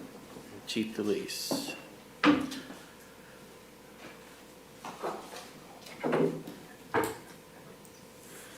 Evening, Mayor and Council. And so the police department has designed a pilot program to provide additional patrol as part of our strategic partnership with the downtown business community.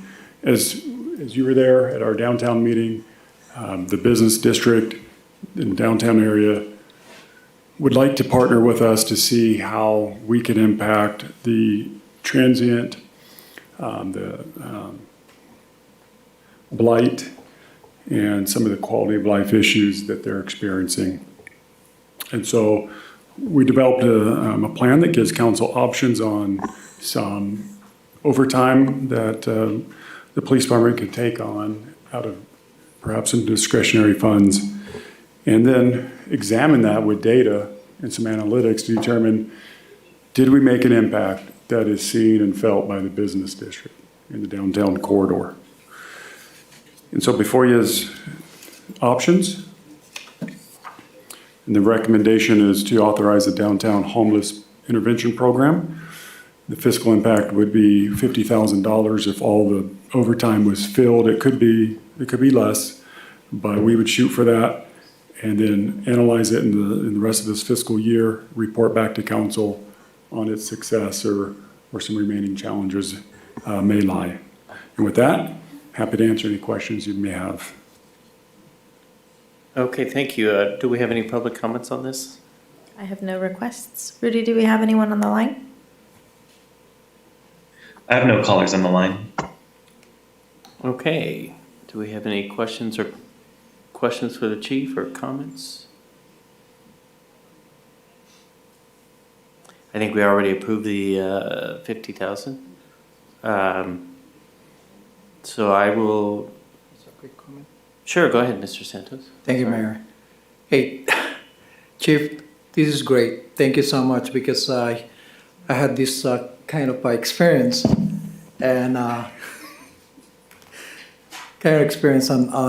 on my office, and somebody used my porch in there, and I'm not against them. I mean, I'd rather give them a room to go, but sleeping there without your knowledge, and they're trespassing and everything, and I should not say, they make a mess. I mean, they vomited in there and everything on my porch.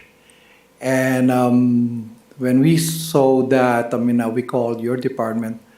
The officers showed up in there and everything and approached the person. And I thought it was a guy. It's a lady in there because she cut her hair and everything. So it seems like he's a man. So I'm glad that we have this kind of program. And I think it will benefit especially the downtown, residents and businesses in there. And I salute you on doing this, and also the council. Thank you, Mayor. Thank you, Chief. Thank you. Okay, this needs a motion to authorize the Downtown Homeless Intervention Program as outlined above. That's my motion. I'll second. Okay, and can we get roll call, please? Councilmember Lara. Yes. Councilmember Santos. Aye. Mayor Pro Tem Martinez. Mayor Yes. White. Yes. All right, we'll move on to legislative updates and discussion.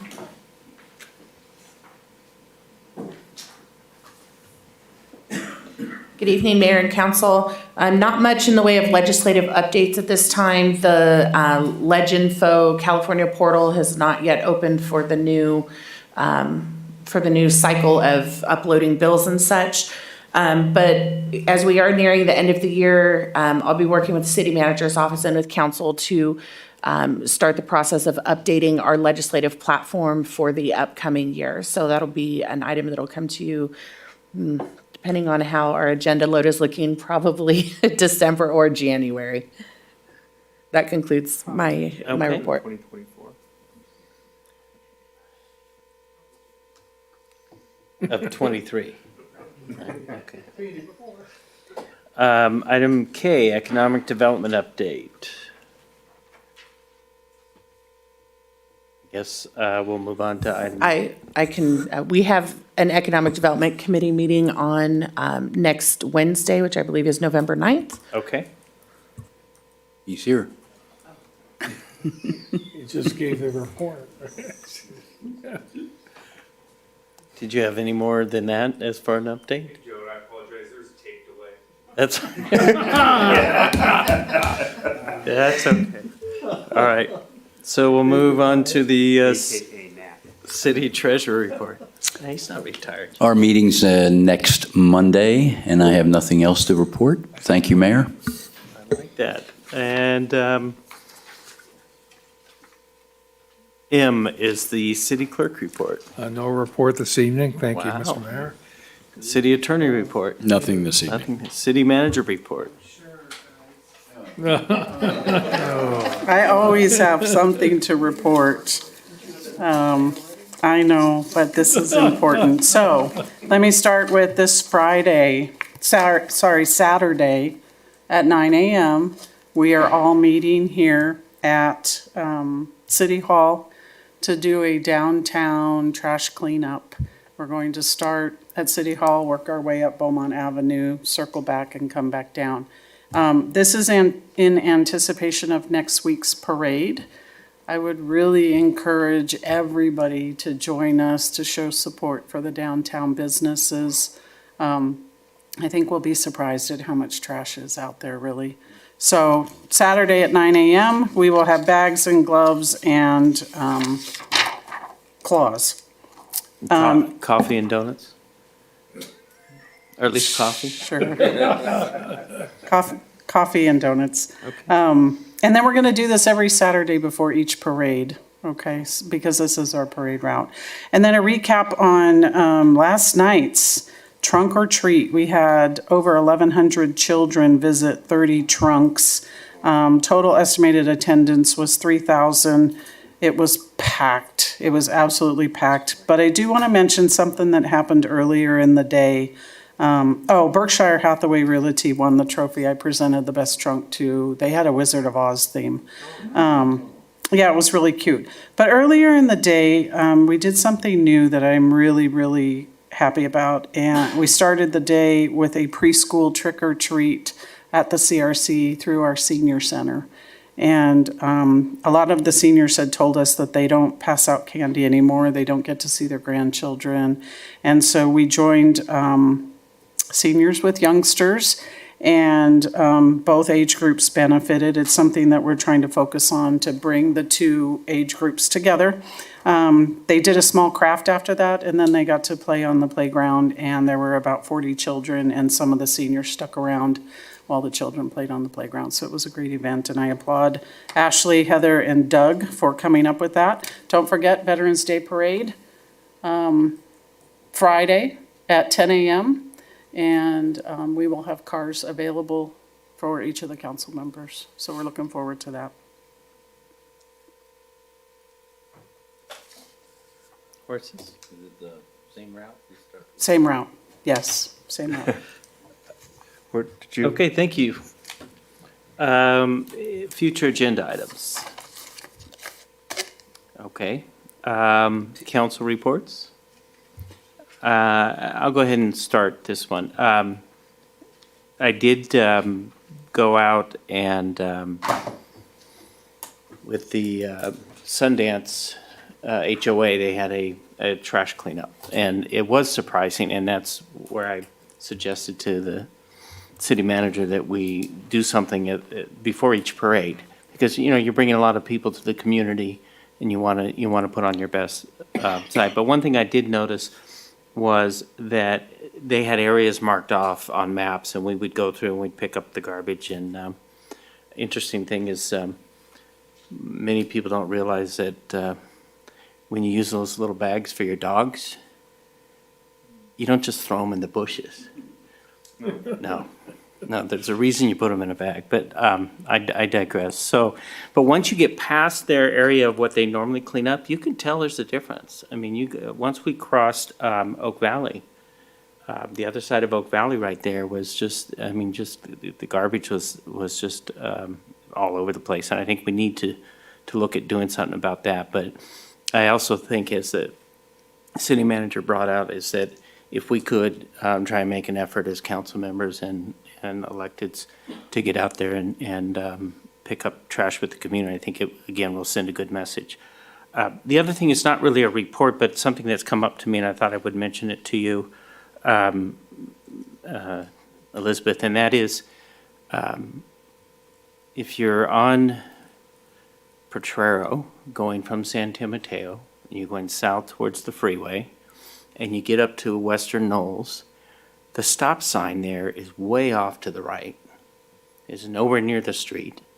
And at night, you cannot see it because it's dark. There's no lights out there.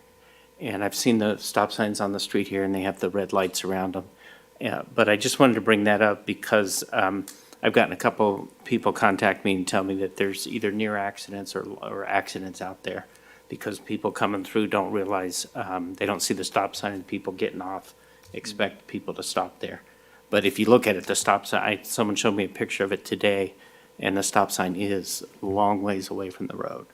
So if you could take a look at that, that's all I had. I know that was probably supposed to be agendized, but I thought I'd sneak it in. So, Mr. Santos.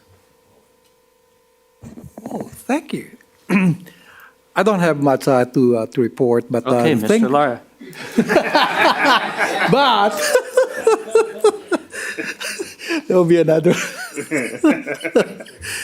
I like to report regarding the ADU. I'll be back again on the ADU because effective January 1st, 2023, they approved the SB 9. Of course, they have the SB 9, and they approved the SB 897 and also AB 2221.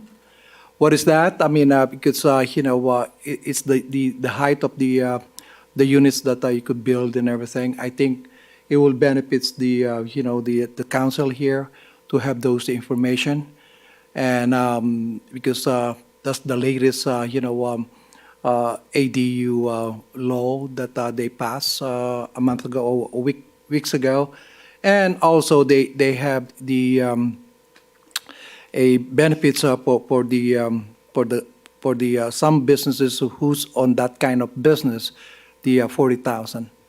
They grant a 40,000 effective on that January 1st.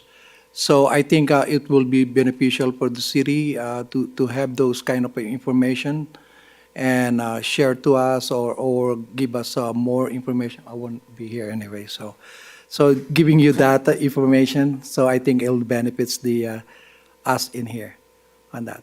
Thank you so much. That's all I have. Okay, thank you.